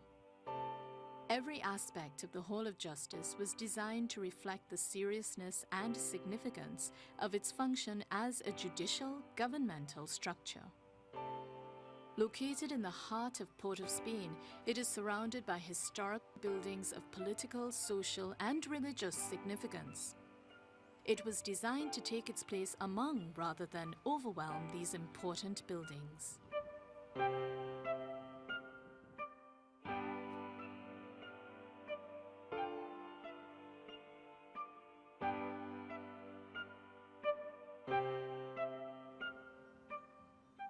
By the 1960s, it had become clear that a building for the judiciary was needed. The Supreme Court was located in the Red House as well as other legal quarters, and it had become extremely crowded. So we were, when I say we, the legal system, the judges and the profession, we were outsiders being given accommodation by other government departments. But when we moved into the Hall of Justice, this was a different situation altogether, and one that was much more compatible with the proper recognition of the judiciary as one of the three arms of the government. The design of the building was the result of an international competition, which was won by Anthony C. Lewis and Associates in 1973. The task of building a Hall of Justice was an extremely complex one, and ACLA formed alliances with different international specialists to help with the project. It was also an extremely large undertaking, involving 256,000 square feet that needed to include 16 courts on one floor. ACLA negotiated a contract with the British contracting firm Higgs & Hill, based on only 6 drawings. But by the time the building was complete, 3,000 drawings had been done. An important aspect of the design was that it needed to be compatible with the scale of the surrounding buildings on Woodford Square. Another challenge to the architects was the fact that the courts had to be designed with separate, discrete circulation patterns. It's very complex because there are many different types of people that move around in this building that must never meet. Obviously, the judges who can't exactly meet the prisoner in the corridor, they have to move in a certain discrete area of communication. Then you have the jurors as well, who must be completely uncontaminated by any meeting of anybody. The interior of the Hall of Justice was constructed with great consideration paid to the seriousness of the building's purpose. The colors in the courts were somber, with brown wood, dark carpets, and the lighting was specifically muted.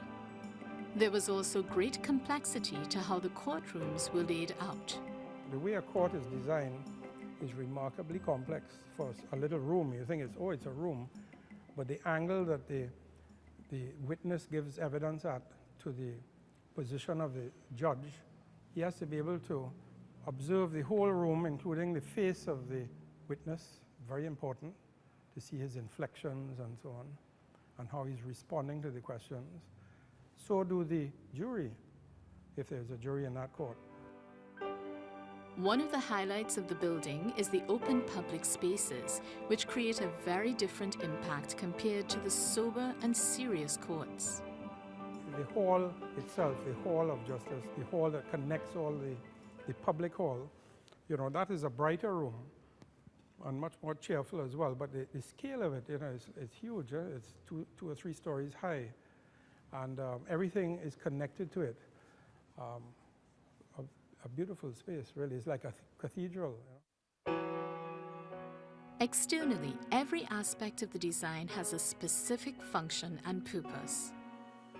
The top and the bottom of the building was sloped in to help break down the scale and keep it from being overpowering. The exterior panels also served an important role as a heat and sound barrier, critical elements for a central city location. The panels were made in Holland out of a self-cleansing concrete with aggregate and connected by stainless steel brackets. Now, the existing design is very typical of the contemporary minimalist designs or functionalist designs, in that the materials are all natural, all raw. As you see, nothing on the exterior of the building is painted. The Hall of Justice was completed on September 21st, 1985. It housed the Court of Appeal, the Civil and Criminal Divisions of the High Court in Port of Spain, and the Tax Appeal Board. There was a main library on the second floor, as well as a tax appeal court. The Hall of Justice was also witness to a significant moment in Trinidad's political history. Well, it was in 1990, July the 27th, and we were having a wine and cheese party in the Hall of Justice when word came that the Parliament was under attack by people with guns and so on. And, some of our number went upstairs to a higher level to look through the glass at the Red House to see what they could. All of a sudden, a bullet came through one of the glass panes, and that quickly dispersed the lawyers who were up there, and they came down looking very ashen white, pale, and they confirmed that this was actually happening. Today, the Hall of Justice stands as a symbol of our independent judiciary. I'm pleased that local professionals and local craftsmen had a major role in this project.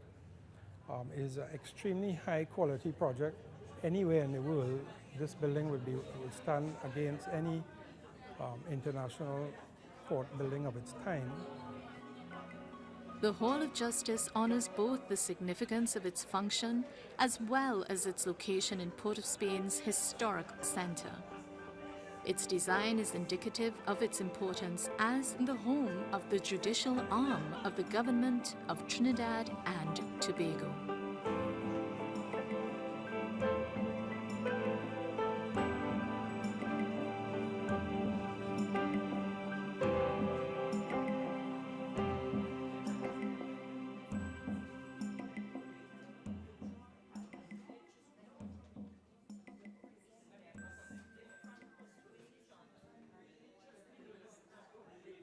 Orange the World, End Violence Against Women and Girls. The Office of the Parliament has joined the campaign to mark the 25th of each and every month as Orange Day, a day to raise awareness of and take action to end violence against women and girls. So join us on the 25th of every month, right here on the Parliament channel and the Parliament Radio 105.5 FM for special programming on the local campaign to end violence against women and girls. Follow the Parliament of Trinidad and Tobago on Twitter. Our call sign is @TTParliament.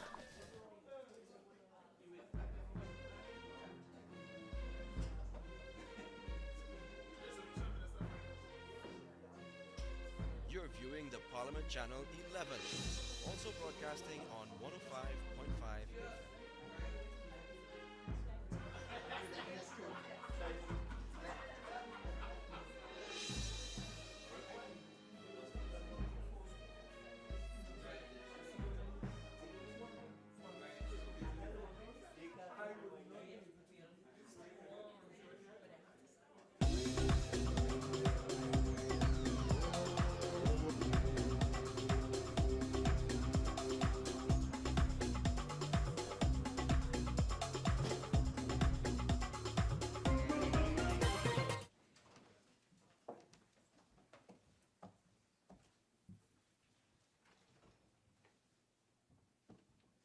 I think the crowning moment, and unfortunately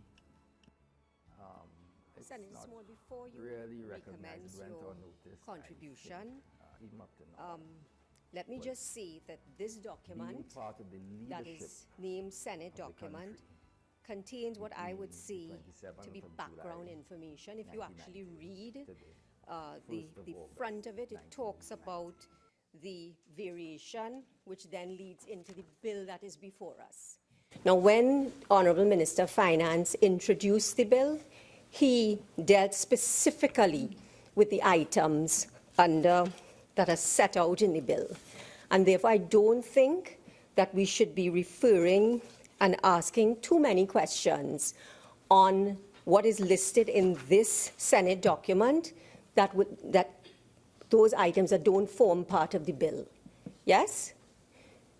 So, therefore, I'm saying let us stick to the items in the bill.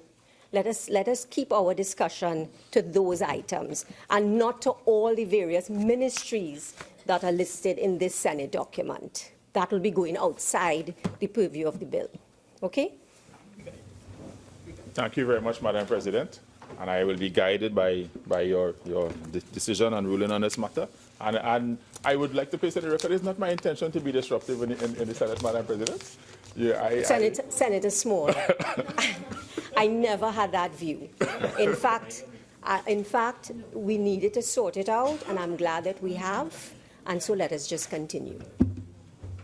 Thank you very much, Madam President, and Honourable Minister of Finance. Thank you very much for clarifying that matter, because in my preparations for this debate, Madam President, there were many and several issues that I flagged here that required quite a lot of questions, but I will leave that for another time, and I will take that up in a separate way. Madam President, the bill before us, the issues around the Ministry of Social Labor, Ministry of Energy and Energy Industries. I understand the rationale provided by the Minister regarding the change in the oil price and the fact that the oil prices have been favorable towards us in terms of the subsidy have allowed the Ministry to be able to generate a savings on the subsidy. But I would still like to make the point, if you'll permit me, Madam President. The Ministry of Energy and Energy Industries is a premier entity in the civil service. They are the ones that are the guardians of the entire sector. They are the ones who are the administrators of the sector. And when I look at the provision, I'm sure Minister of Finance is very happy for the provision here that allows some easing on the state purse. But I think that the ministry requires some attention. The ministry has challenges, and I think that the issues that I have raised around the ministry understanding or being a place to be able to perform efficiently, those require attention. And I will begin to wrap up now, because the bulk of my initial presentation, Madam President, was to deal with all of the questions that I had that I was going to request queries on specifically. But that's fine. Life goes on. So, Madam President, I think that where we are today, this is a straightforward bill. I had no particular opposition to it. Given that it's a money bill, opposing it doesn't even make sense. So that I'm here to just say that these are provisions, and I want to make a holistic comment. 2016 was a year where we had the opportunity to start, in my respectful view, the problems of fixing or turning this economy around, and I respectfully submit that we didn't take all of the opportunity that was there. Because I think that the wonderful environment in which we're currently operating is one that is so difficult to forecast, that any opportunity to fix these systemic problems that we have should be taken. Madam President, the driving force of our economy has experienced, according to the Minister, a staggering decline in price levels. The current mini recovery is not sustainable, and I do not believe it's going to get to a number that gives us any hopes of any type of windfall revenue going forward. And I am on the record here, Madam President, on several occasions as saying that I believe, it is my personal understanding currently, or as I've learned from one of my colleagues, sometimes it's good to say that this is my current thinking, and my current thinking could evolve. But it is my current thinking that the entire oil market, energy market, is going through a fundamental strategic rebalancing, and it's going to change permanently from what we understood as a market. What is critical to understand as we look at government expenditure challenges is the revenue picture, and what we consider to be a reasonable forecast for government revenues. And I want to say this, it's always easy to compare what other countries are doing and then say, pass why didn't we do it here? But we also have to understand, in the world of oil and gas, Trinidad and Tobago is part of a small group of countries who are oil and gas exporters. And if you look at virtually every country that's in that, they've seized upon the opportunity to make significant changes, cuts to public expenditure. They've restructured their national oil companies. They've looked at ways to try to prepare their economies to sustain this shock for going forward. And I'm not sure if we've taken that particular step in the things that we're doing. And as we go forward, Madam President, I think that the measures in front of us represent actions that are to close a financial period. All I'm saying, I am particularly disappointed that more wasn't done in that period to be able to say that we've seen that the market is going in a particular direction, and we've started the process from a policy perspective of understanding we need to adjust, and these adjustments need to be sharper than perhaps what we're envisaging. So, Madam President, with those few words, I would like to wrap up my presentation. Thank you. Thank you, Minister Madam of Trade President. and Industry. Thank you. Thank you, Madam President, and rest assured that I'm going to be extremely tight in my presentation.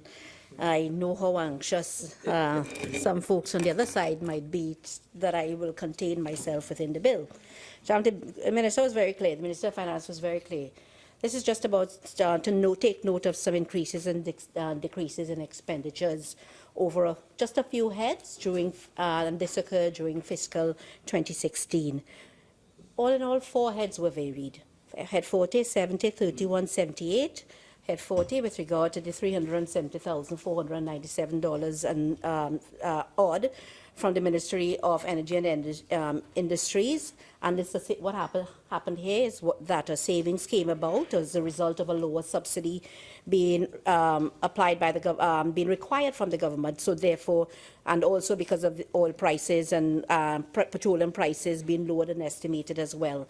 And this sum of 370 million odd was transferred to the Ministry of Social Development and Family Services. So that was one of the variations. The other one would have been the Ministry of Communications, varied by 120 million odd, and it is that ministry was dissolved. It no longer existed as of March 2016, and that amount of money was transferred to the Ministry of Public Administration and Communications. So they got an increase of that very amount of $120 million odd. The ministries were, for want of the right word, were amalgamated. So it then became Public Administration and Communications. So I want to say that the Ministry of Social Development and Family Services is one of the most important ministries responsible for safeguarding of very vulnerable citizens. And there are a number of payments that must be made available, and they call grants, every month. And for example, there are a number of other payments, but the main ones will be the senior citizens pensions, the disability, and the public assistance. And this is one of the main reasons why we're here today. It is that the Ministry of Social Development and Family Services would have found it necessary to get these additional resources of $370 million to meet the responsibilities which they have in terms of checks for and payments for the senior citizens pension, the disability grant, and the public assistance grant checks. The core responsibility of that ministry, as I said, is income support and the delivery of these social services and providing a safety net for the poor. And what happened is, but at the time, the government had taken a decision, and I go back to the PNM manifesto, which committed that within the first year, and that manifesto became policy, committed that in the first year we would implement a number of measures that would provide relief to those. The PNM manifesto is not being debated. Continue, Minister. Yeah. As I said, this is this is where our policy document came from, the PNM manifesto. And we had committed in the first year to implementing a number of measures that would provide relief to those most in need within a reasonable time frame. And that, in fact, is what we did.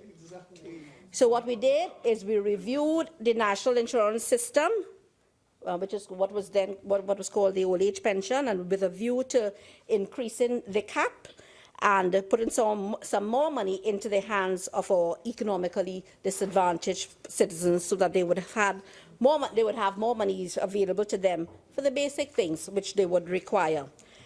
What came as a result of that, or a review, is that the statutory limit to qualify for the maximum pension moved from less than or equal to $500 to less than or equal to $1,500.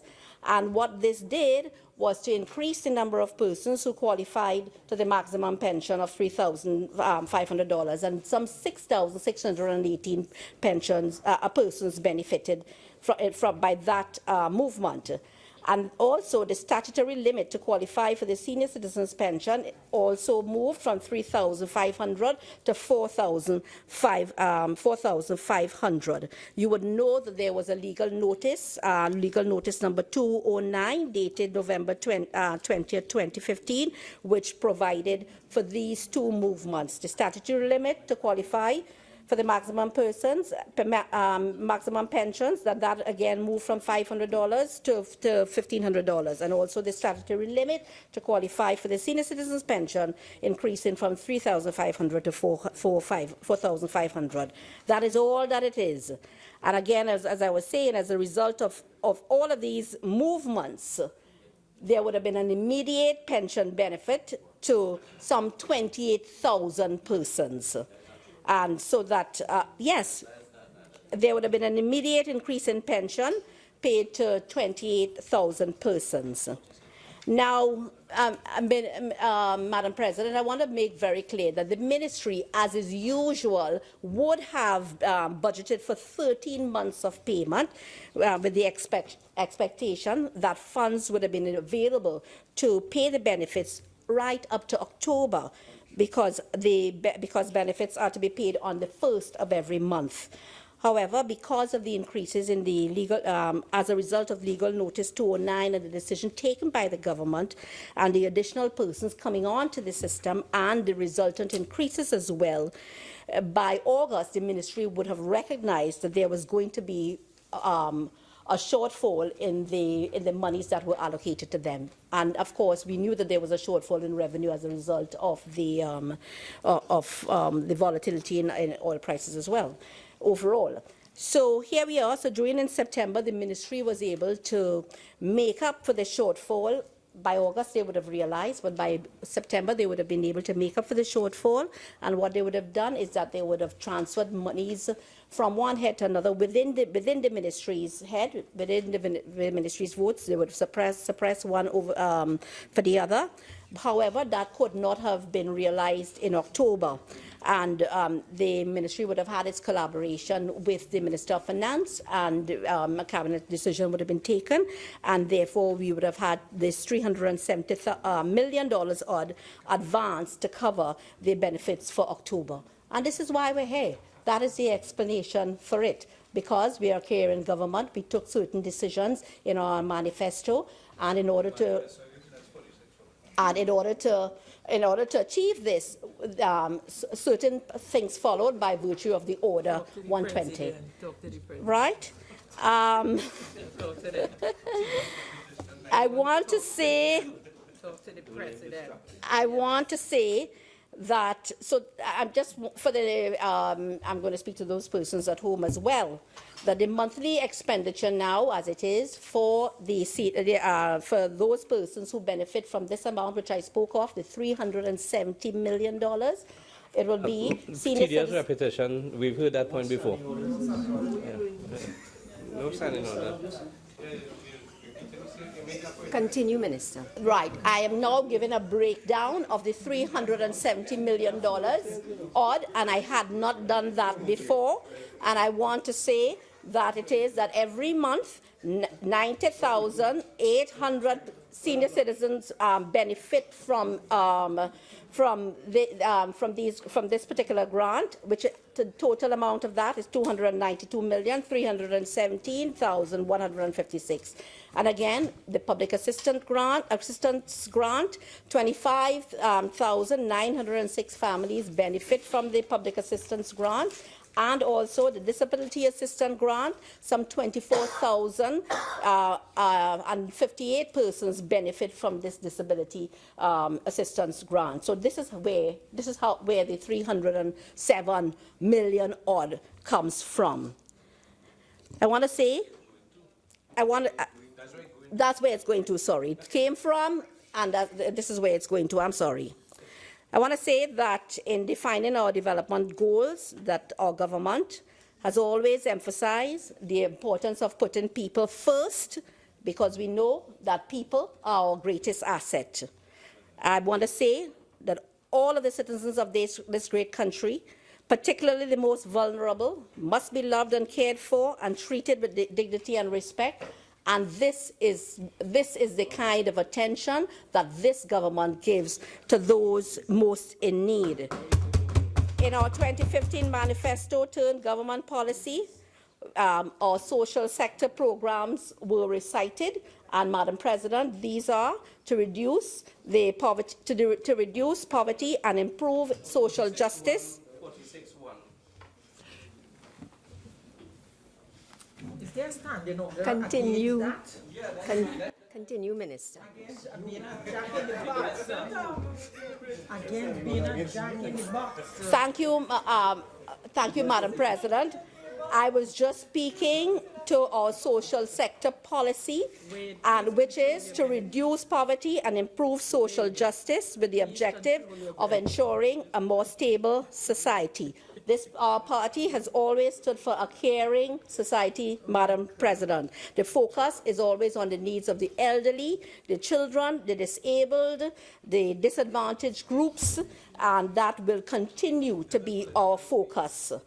Madam President, as I said, we are a caring government, and we are centered around the needs of these vulnerable persons. We addressed the question of grants, and I just want to make known that there are about 13 grants that are offered, and so that in addition to the public assistance, the disability, and the senior citizens pension, Madam President, that there are other general assistance grants, and that they can be found on the ministry's website. Don't forget to see no minister handing out food cards again. Oh no, absolutely no ministers are handing out food cards anymore. Minister, could we? Awfully sorry, yes. Madam President. My humblest apologies. Right. I know the Honourable Senator Wade Mark had made reference to the cut in expenditure. I want to say to him that all of our ministries have had to cut expenditure, and naturally that's the responsible approach to the falling oil prices and energy prices, which have had a negative impact on our revenues. Madam President, it was not all blue skies. They knew of this since early 2015 and 2014, but yet still the last government continued.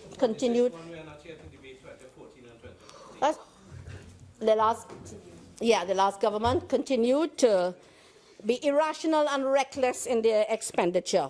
But coming back, we have had to cut expenditure, including in the Ministry of Social, Development, and where we cut it is where we sought to cut it, Madam President, is not at all on the grants. All of our grants have remained intact.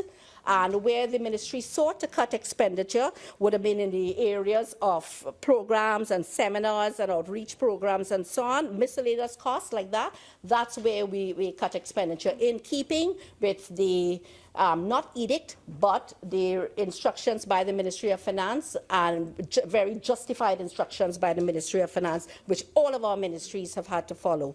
But again, no grants were cut, and I emphasize that. So it is in the other areas. But we will, what the Ministry of Social Development has undertaken to ensure is that all of their operations will in fact be more efficient and more effective and more cost-effective in general in its delivery of its services. I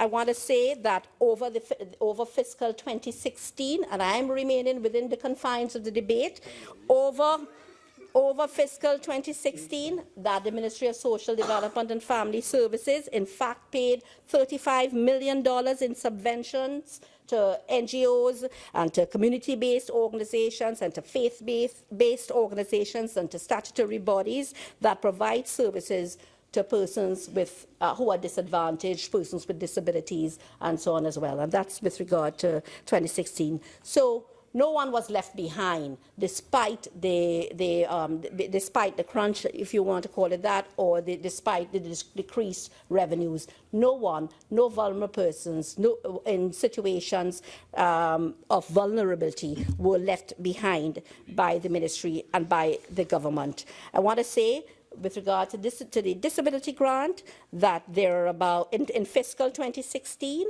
24,058 persons who have a disability of some kind or the other were paid disability grants every month, right?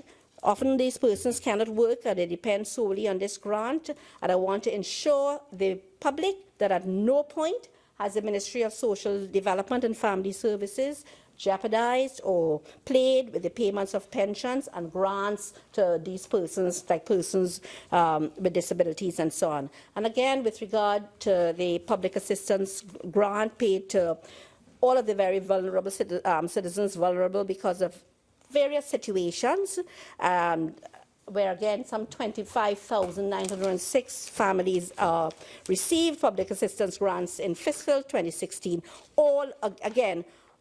All of these, the government takes its, and the ministry takes its role and responsibility very seriously, and all of these payments continue to be met and have been met all through 2016 and will continue to be met by this government.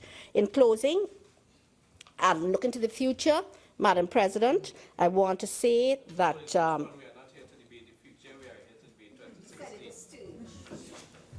and please, when someone is rising on a point of order, the other person has to sit. But Senator Sturge, please. That is not a point of order, okay? Continue, Minister. In closing, I want to say that our government has a very long-term vision in terms of dealing with our development strategy, and this is echoed in our National Development Strategy 2016 to 2030, Vision 2030. Many hearts, many voices, one vision.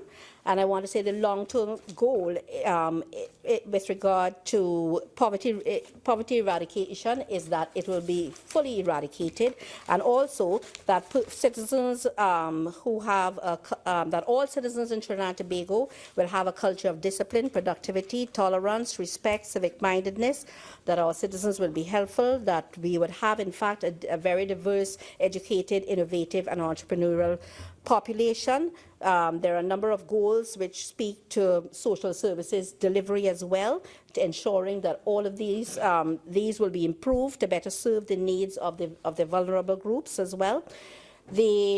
And there are strategic initiatives and actions under this goal, and I don't think it's necessary to say that at this time, but it is very important that as we move ahead, that those on the other side work alongside us, and that they do not attempt to mislead the public, that they, in this particular... Imputed improper motives attempting to mislead. Continue, Minister. I just want to say in closing that it is important that the opposition and the independents work with us as well when it comes to the delivery of our services. I just want to quote from, if I'm allowed to quote from the Hansard of our Minister of Social Services and Development in the other place, that For the 15 months that the PNM have been in office, that PNM would have been in power, all of the benefits were paid to all of the persons who needed to benefit from it on time and to the persons eligible for those payments. Thank you very much. Senator Ramleen. Madam President.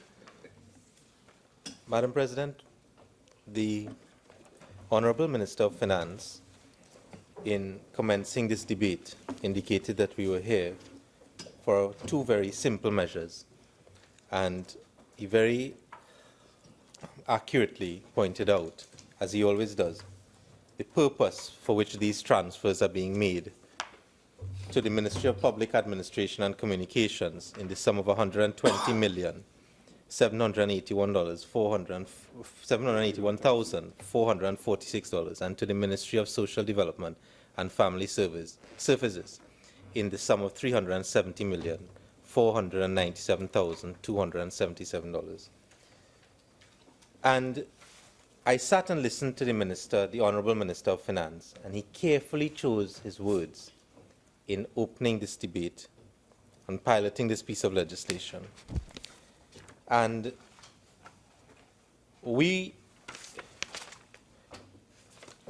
reason that was advanced for these measures is set out and has been stated as being the increase and decrease in the appropriation for fiscal year 2016 also reflects the reallocation of funds to retire and advance from the Treasury deposits in the sum of 370 million odd.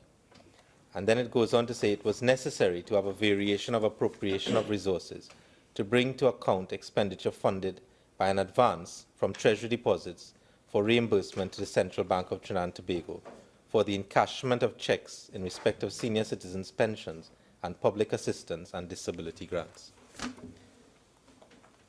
And what stood out in the contribution of the Minister of Finance is that he added on the words that this is a measure that is available to all governments, the way in which this was funded by the Treasury deposits. But what I want to ask is that the proper way for us to manage the affairs of our economy?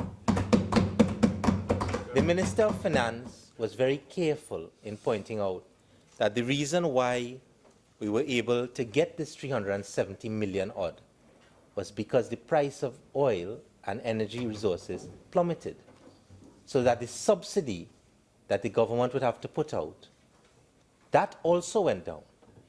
So one wonders, Madam President, when we are all complaining about the price of oil and the price of gas going down, if it had stayed up, what would have happened to the pensioners who had to benefit from this $370 million? What would have happened to them? Is it that the plan of the government,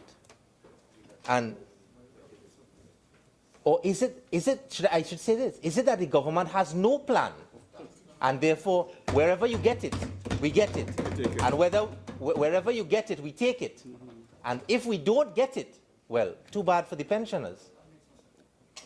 Senator Mark raised a very pertinent point, which is that how, as the Minister of Finance, can you present a budget and not know how many people you are catering for in implementing a financial measure? You have the CSO, you have the technocrats at the Ministry of Finance, and you are putting forward a budget and you do not know, or you don't cater for how many people, you don't accurately know how many people you are catering for, so you fall short by $370 million. But I think what is more telling, Madam President, is listening to the Honourable Minister of Trade and her setting out how caring this government is and how much they did for those people, because people are our greatest resource. Those are her exact words. Well, Madam President, the Ministry of Social Development and Family Services is perhaps one of the most important ministries in any government, especially in this government, especially in the times that we faced in 2016. Because the Ministry of Social Development and Family Services is the ministry that targets those that are most vulnerable in our society. And notwithstanding what the Minister of Trade would have said, I would like to use this opportunity to not advertise all the grants that are available, but to tell you about the real life examples of people who benefit, or people who depend upon what is offered by the Ministry of Social Development and Family Services. And I am not going to speak here as a senator detached from what is going on the ground. In the middle of 2016, things had become so hard that almost everywhere you go in this country, members who sat on this bench and members of the opposition, people were coming to them in droves because they couldn't make it. Things were so hard. And the leader of the opposition took a decision to tell all her members of parliament to do all that they could to help all of those people who were begging for help in 2016. So, Madam President, notwithstanding what the Honourable Minister of Trade said, I can tell you what I did. So I went to the Ministry of Social Development. The building is opposite the Magistrate Court in Port of Spain. And when I went there, I questioned and asked and made inquiries about these grants and how we can access these grants for people in need. So the staff at that building, which was the former Service Commission's building, told me, you can't get help here, Mr. Ramdeen. You have to go down to the office on the corner of Duke and Richmond Street. And if you know that office on the corner of Duke and Richmond, Madam President, that office is filled every day with people who walk there with walking stick. It normally has traffic because your disabled people park up there and have to get people to assist them to come out. It's around the corner from Mr. Sturge's office. So I sat there for about 45 minutes to wait my turn and watching these disabled people go in and out of this Ministry of Social Development and Family Services until my turn came. So I went up to the counter and asked them, I said, I'm really here not to benefit myself, but I want to find out how we could access these grants for people who can't make it to these offices. They told me to go upstairs, Mr. Ramney, and speak to the manager. So I did that. And when I sat down and spoke to the manager of that office, I can tell you what he told me when I explained to him that there are people all over this country who want to access these grants, and they couldn't access them. And you know what his response was, Madam President? I'll tell you what his response was. His response was, Mr. Ramdeen, I applaud you in what you're trying to do, but you're really wasting your time. Because the truth is, number one, you can't get a form from any of those ministries to give to anyone. They must come there and get the form themselves. That's number one. Number two is that if you get the forms, the manager of that office told me, Mr. Ramdeen, it don't make sense. We have no money to give any grant. So even if you fill out those forms, even if you get the forms, even if you bring the people here and they submit the forms, Mr. Ramdeen, it have a committee who can sift out that. And at the end of the day, the truth is, the ministry have no money for any grants. So we are lucky.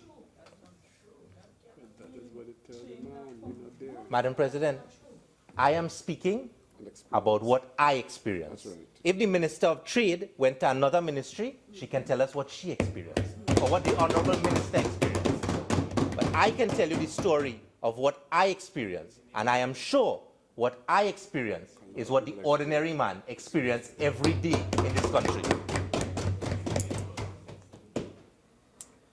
Then I heard the Honourable Minister of Trade talk about people are our greatest resources. Well, that's true. I always say that. But our children are our greatest treasures. And under the Ministry of Social Development and Family Services, the position is that under that ministry is responsible for almost all of the children's homes in this country. That's right. Now, we spend a long period of time, and almost everyone in this Honourable Senate not a long time ago, when we debated the last piece of legislation in this Senate, spoke about how much we must care for our children and how important our children are. Everyone was singing the same song. Well, the last piece of legislation we debated had its genesis in 1923. Madam President, the Ministry of Social Development and Family Services is responsible for children's homes.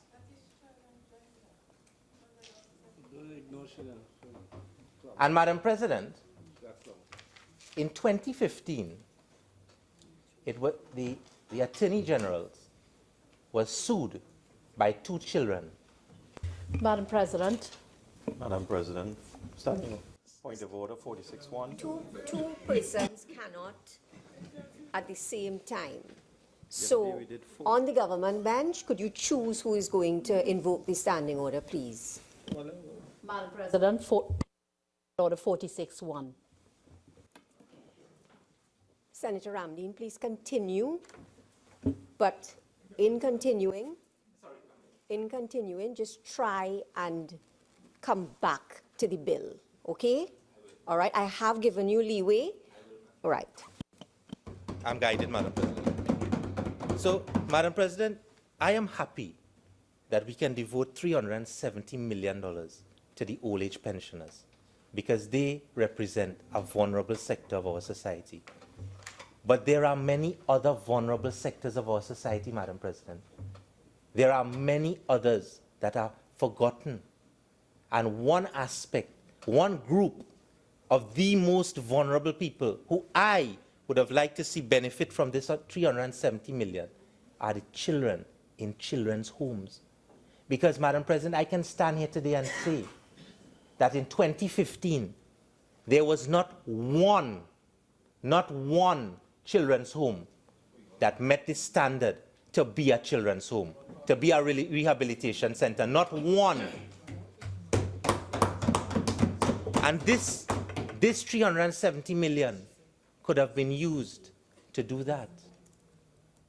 When, Madam President, in 2015, there were people in our country who depended upon the Ministry of Social Development. And what did they depend upon the Ministry of Social Development for? Senior citizens' homes, senior activity centers, social programs, social assistance. That vulnerable group of people, Madam President, depended on the Ministry of Social Development for housing assistance. Because there's a grant there for $15,000 and $20,000. But because they didn't have the money, those people were left out in the cold. Housing items, household items grant under the ministry. There's a medical equipment grant, domestic help, dietary grant. How many of us know that under the Ministry of Social Development, there's a dietary grant? Ramdeen, I told you earlier to get back to the bill. So the bill spoke about the increase to the ministry, the allocation, and it was explained what that increase in the allocation was for, what it was to meet. So the debate is not about all of the services that the Ministry of Social Development and Family Services offers. I'm trying to get you to just be a little more specific to the matter at hand, please. I'm obliged, Madam President. But the $370 million shortfall that was allocated to the pensioners, Madam President, they are not the only ones. So, what we have to ask ourselves is how many other persons, we are lucky that the price of oil went down so we could cater for the pensioners. What about the other persons? And those are the persons who, at the end of the day, fall within that bracket, who depend upon these grants. Sorry? chair, man. Look, trustee chair, please don't forget. So you in charge here No, I'm saying forget you. What we must ensure, Madam President, is we have better fiscal management of our economy. The Minister of Finance made reference to the fact that the default is 7.5 billion. The deficit is 7.5 billion. That was for 2016. What is going to happen, Madam President, if we continue like that? We cannot continue along a path where at the end of the financial year, we are looking here, there, and everywhere to make up the defaults that we ourselves have incurred over the years. And this bill, Madam President, is simply, the 5 clauses here represents a very simple proposition, you know. A very, very simple proposition. It is government by VAPs. That is what it is. Government by VAPs. It is government with no plan. And the problem with that, Madam President, is this. When you have no plan, and you just look in here, there, and everywhere, anything that seems good, you pick it up and do it. Right? It sounds right, you do it. You know what you end up with? You end up in a situation where it is not us who are prejudiced, you know. It is the man on the street. It is the man, the ordinary man on the street who is disadvantaged. That is the problem. The decisions that the government makes we might be the ones participating in the decision making, but the decision making affects each and every one of the citizens of this country. And we cannot allow what has happened in 2016 to continue to happen, because today we are lucky we have the money to move from energy and energy industries and communications to Ministry of Social Development, Family Services, Ministry of Public Administration and Communications. But if we continue like this, or if we continue along the path that we followed in 2016, this bill, right, that is only 5 clauses, might still be only 5 clauses, but we might end up with about 3 pages with ministries to try and clog the hole here, there, and everywhere. And we just cannot continue like that. Yes, sir. So, what do we do? Well, Madam President, the first thing that the Minister of Finance should do is to ensure that we don't have to do this in any coming financial year. That we could properly understand what measures the government is putting in place. That the Minister of Finance will properly understand who are the targets of the financial policy that he's putting in place and make provision for them. We cannot continue every month like we did in 2016, borrowing money to pay recurrent expenditure. We cannot continue like how we did in 2016, where you take $725 million and guarantee a loan to RHA that's not bringing in a cent. Because we are going to find ourselves in this same position where we have to take out $370 million to ensure that pensioners get their checks. How are we going to ensure that those who go to the RHAs are going to get their medication? How are we going to ensure that those who go to the pharmacies get their CDAP? Because those are the real problems that the people in this country face on a daily basis. And if there is proper fiscal management by the government, whose duty it is to manage and distribute the resources of this country, we will not find ourselves in a position where you go to a pharmacy and there are no drugs. You go to a hospital and there are no drugs. So that, whereas what we are doing here might be a very simple measure, Madam President, I would implore the Minister of Finance to manage the affairs of our country so that we will ensure that all of the vulnerable people who depend upon the government, for assistance, will not find themselves, when they look in all the different areas to get help, what they face is a closed door. We cannot afford that. And the people of our country cannot afford that.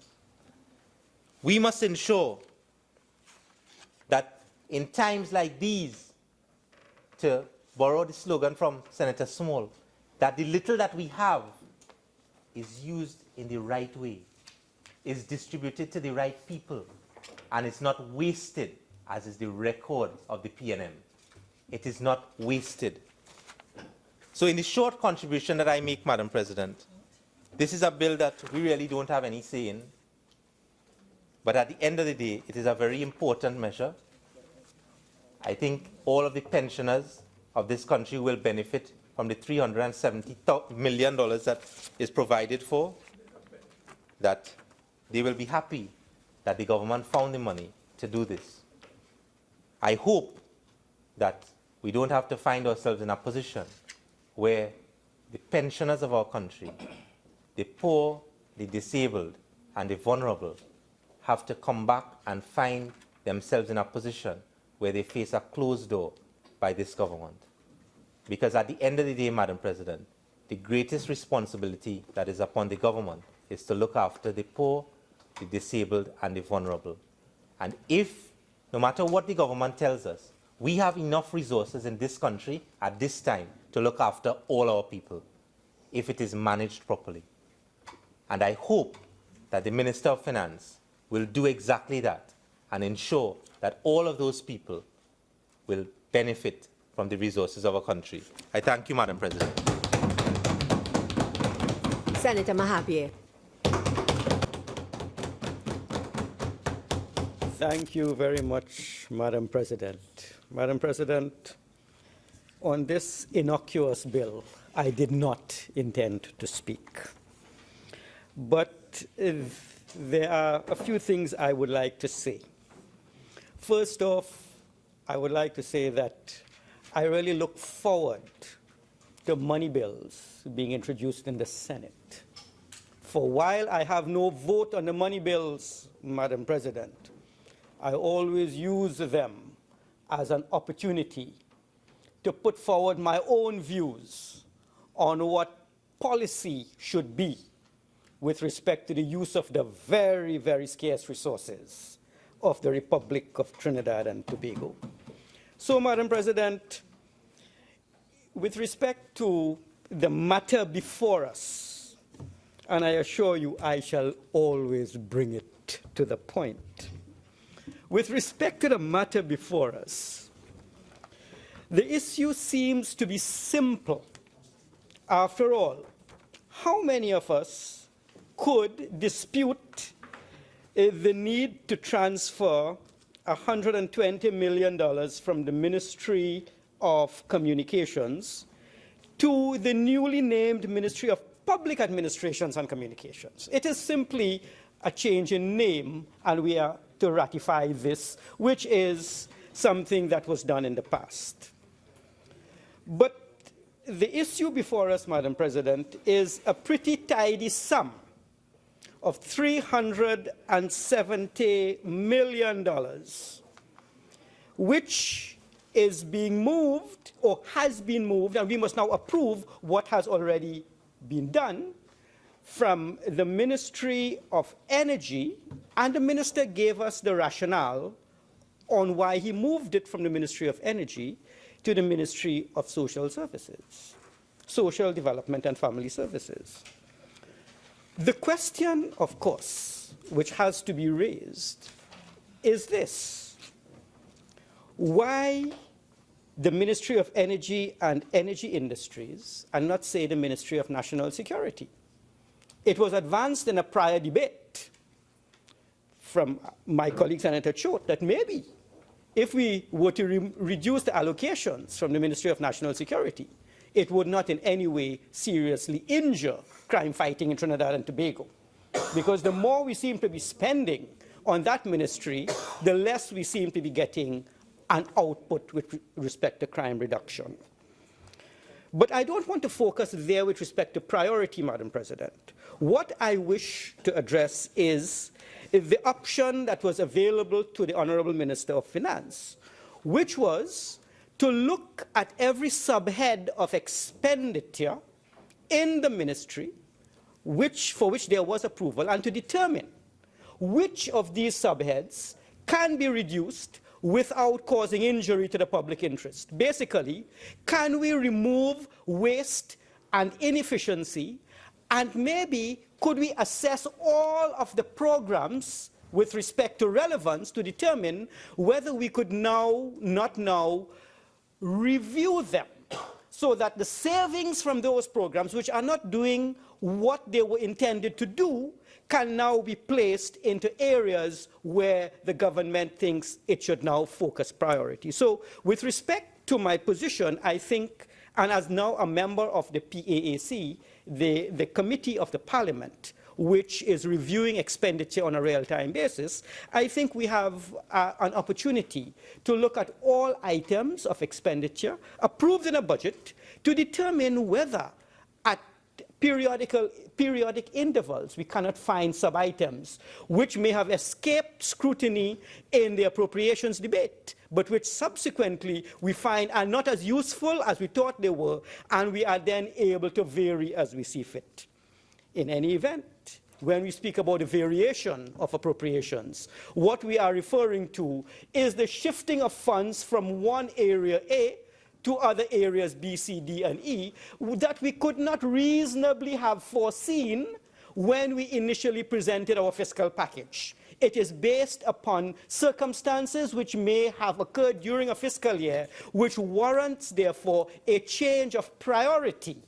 And given that situation, we approve the variation of that which was appropriated. And in that context, let me look at the $370 million varied from the Ministry of Energy to Social Development and Family Services. Senator Small raised a valuable point.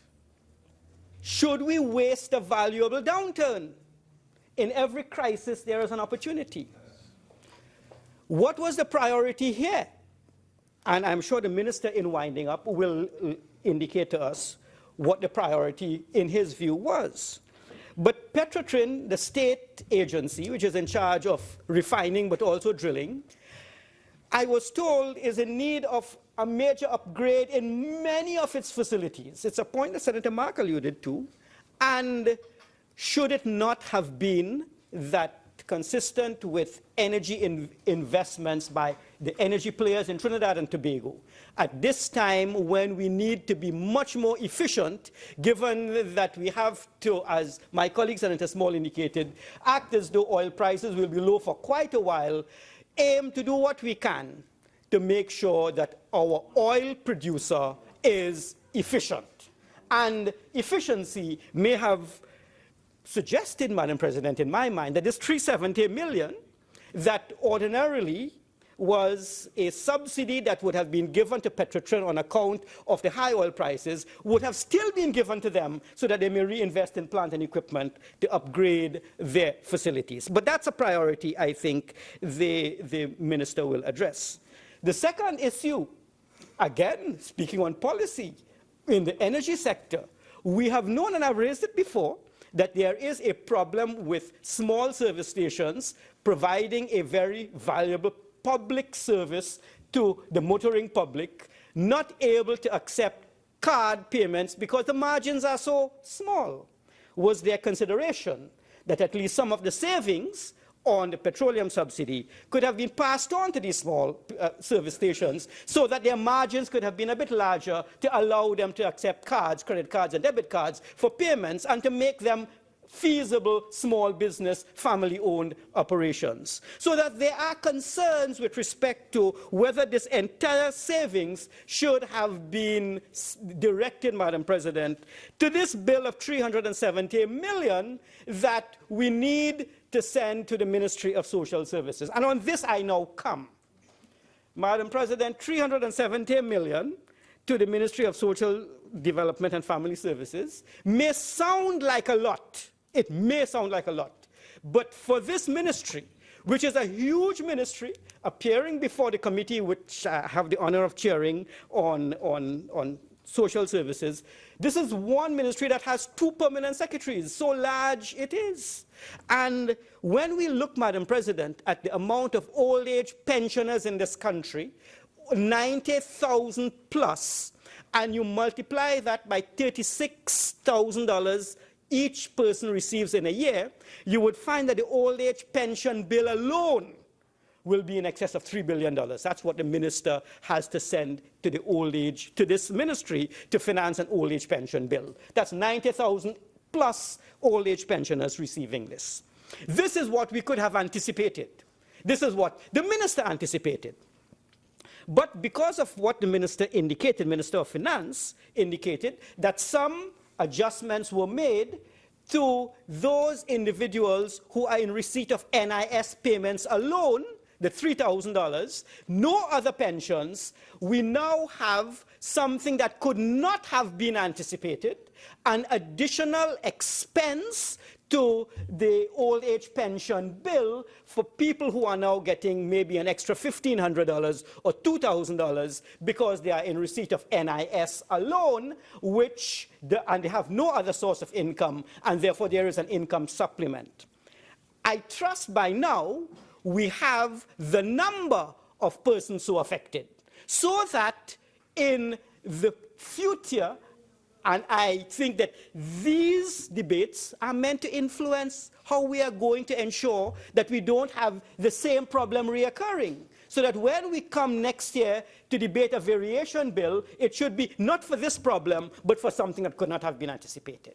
The issue is we should now have the number of NIS recipients who are in need of this income supplement, and we could now, in the current period and in future periods, know what this bill is going to be. But, Madam President, Senator Small raised a valuable point, and I want to close on that. And that is, not only must we take advantage of the crisis that we have in low commodity prices, but we need to get back into a structure of planning, medium-term planning, medium-term being a 3 to a 5 year period. And we need to foresee, because we tend to present budgets in our country on an annual basis, thinking that 2017 alone is relevant. When we present a budget, a fiscal package in 17-18, we need to be thinking on a bit of a longer horizon and focusing on the pension bill of Trinidad and Tobago. I think, Madam President, we need to be looking at this now in a much more clinical way. And that is on account of the following. The Minister of Finance has a huge pension bill on his own, on account of the retirees from the state sector. That is, the public servants who are retiring, yes, he has that bill. He has the old age pension bill, and we are seeing that he needed $370 million to supplement. But, Madam President, there is an issue that we need to be cognizant of, and I want to use this opportunity to influence policy. It is critical, because when I look at a particular statistic, in 1970, when I started high school, so that wasn't so long ago, well, it's kind of long, but it's within memory. I started in 71. I started in 71. But in 1971, Madam President, the life expectancy of a female in Trinidad and Tobago was 67 years. In 2016, the life expectancy of a female in Trinidad and Tobago is 75 years. So within our lifetime, what have we seen? We have seen the life expectancy of a female rising by some 8 years from 1970 to now. What does that tell us for planning purposes? It tells us that when we look at the labor force and we look at the public service and we see huge numbers of women entering the public service. In fact, if you were to look at the highest echelons now of the public service, you will see so many more permanent secretaries today as opposed to 20 years ago. We are seeing more and more women in the public service. What does that tell us? It tells us that whereas about 40 years ago, the life expectancy was 67 years, the pension obligation of the state was 7 years. Now the pension obligation of the state will be some 15 years. Madam President, we have seen a problem requiring a variation which arose on account of the Minister of Finance not anticipating that there would be a need for $370 million to supplement the old age pension bill because there were people who qualified for NIS but also qualified for a part. What we are seeing in this country really is an aging population, and an aging population with a larger and larger and larger number of retirees. We need to make provisions, Madam President, as we budget on an annual basis. We need to understand that this problem of a growing pension bill at the level of the state, NIS, old age, and income supplement is going to become a very important public policy position that we need to take. How are we going to finance this obligation so that we could, on an annual basis, make provisions when we present the budget in September and not have year after year to come back to the Parliament to seek an appropriation for something that we could foresee. Our pension bill is growing. This one we could not have seen. Madam President, I approve the measures, but it signals to me that we need to look in budgeting in Trinidad and Tobago more at the medium term so that we will be able to plan for the contingencies inevitable that will be confronting Trinidad and Tobago as our population ages. Madam President, I thank you.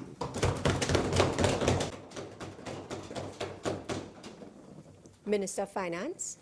No, what happened? The Honourable Minister, that there was one more person. That's why we didn't feel our person. I apologize, but could I just say that if someone, you have to put on your mic and catch my eye so that I will know that someone is going to speak. Who is the next speaker? Senator Bash.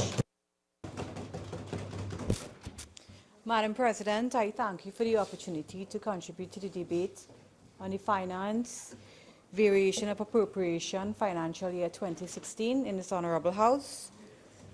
Madam President, the matter at hand concerns what essentially is a very simple matter.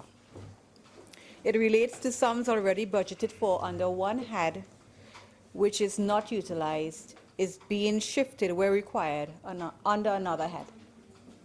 Madam President, this type of flexibility is important for proper governmental economic planning, especially in the present economic reality of volatile oil prices, oil and gas prices.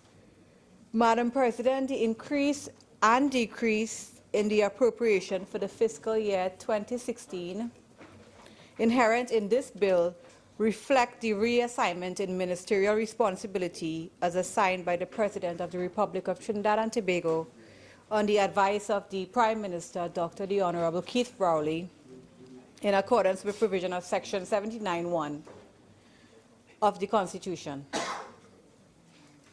As a consequence, it was necessary to have a variation of appropriation of resources under the recurrent and capital expenditure in the sum of $120,781,446 to realign the provisions in line with the reassignment of responsibility to the Minister of Public Administration and Communications.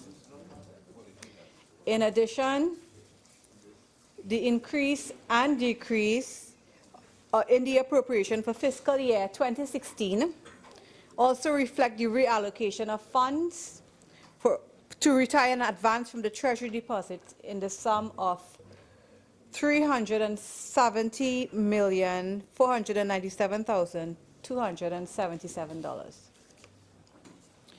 It was necessary to have a variation of appropriation of resources to bring into account expenditure funded by an advance from the Treasury deposits for reimbursement to the Central Bank of Trinidad and Tobago regarding the encashment of checks in respect of senior citizens' pension and public assistance and disability grants under the Ministry of Social Development and Family Services.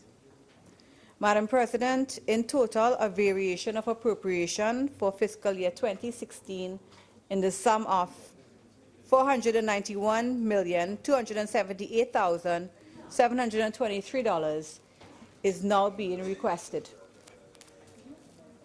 Madam President, the explanation for the total sum in question is that during fiscal year of 2016, the actual oil price and petroleum products were lower than estimated, resulting in a lower subsidy than originally anticipated, resulting savings of $370,497,277. This, in essence, is a positive thing, and this bill now seeks to transfer the funds in question from the Ministry of Energy and Energy Industries to the Ministry of Social Development and Family Services.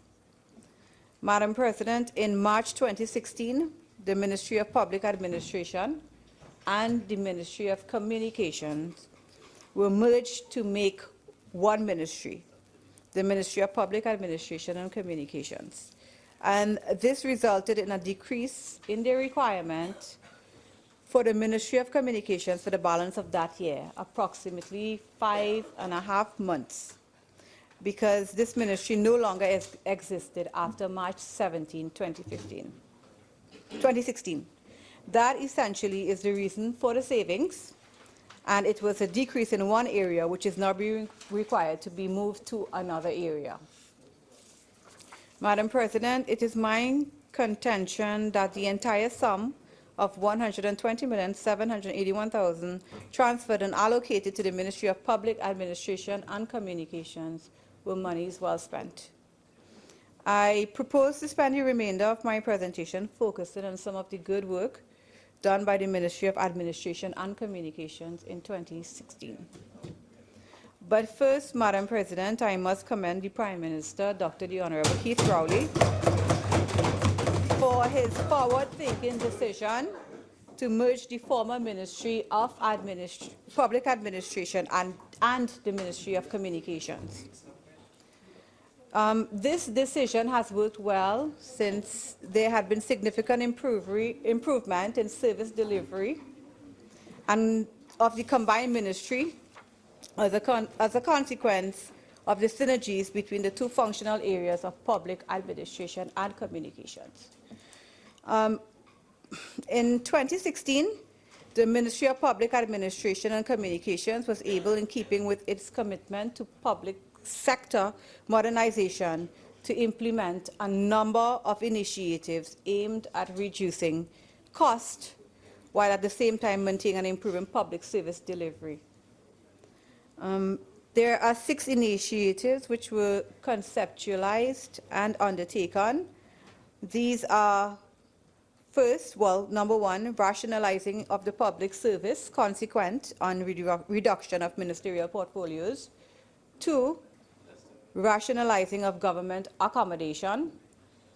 3, reviewing the arrangements for the management of contract employment. 4, implementing guidelines for allocation and use of government vehicles. 5, operationalizing of the center of government. And 6, the implementing of a free island-wide public broadband wireless network.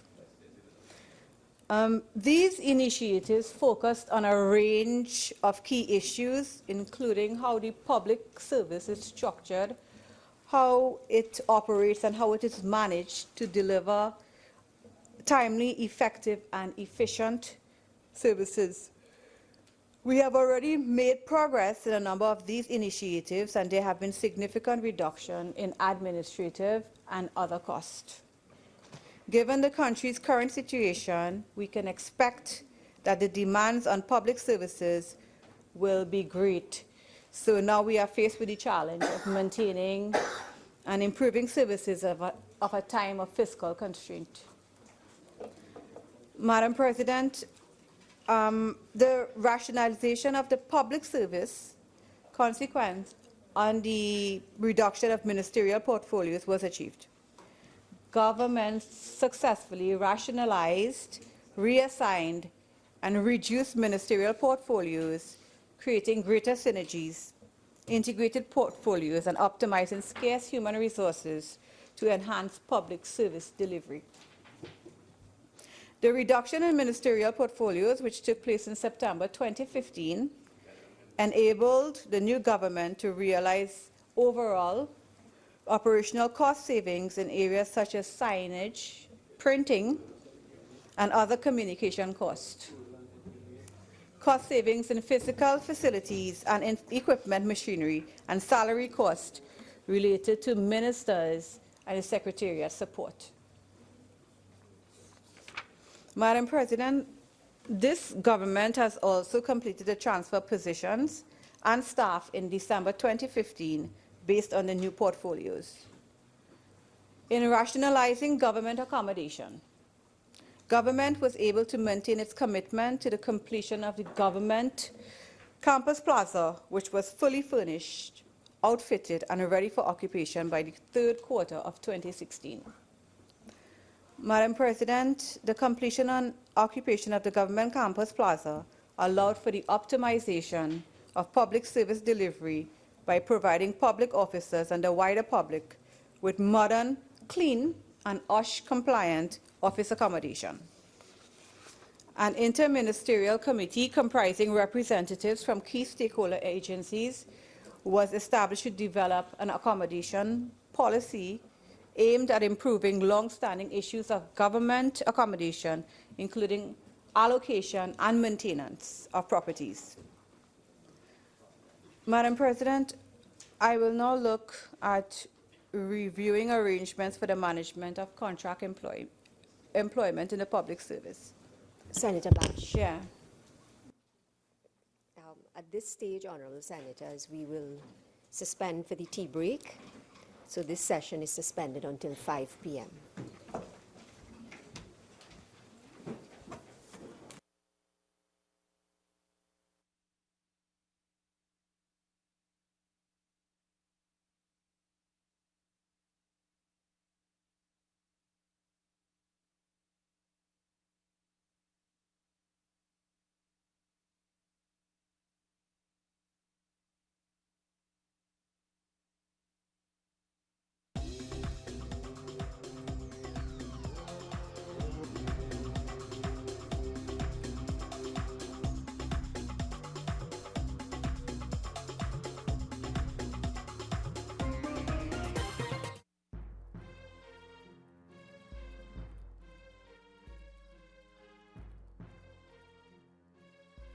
You're viewing the Parliament Channel 11, also broadcasting on 105.5 FM.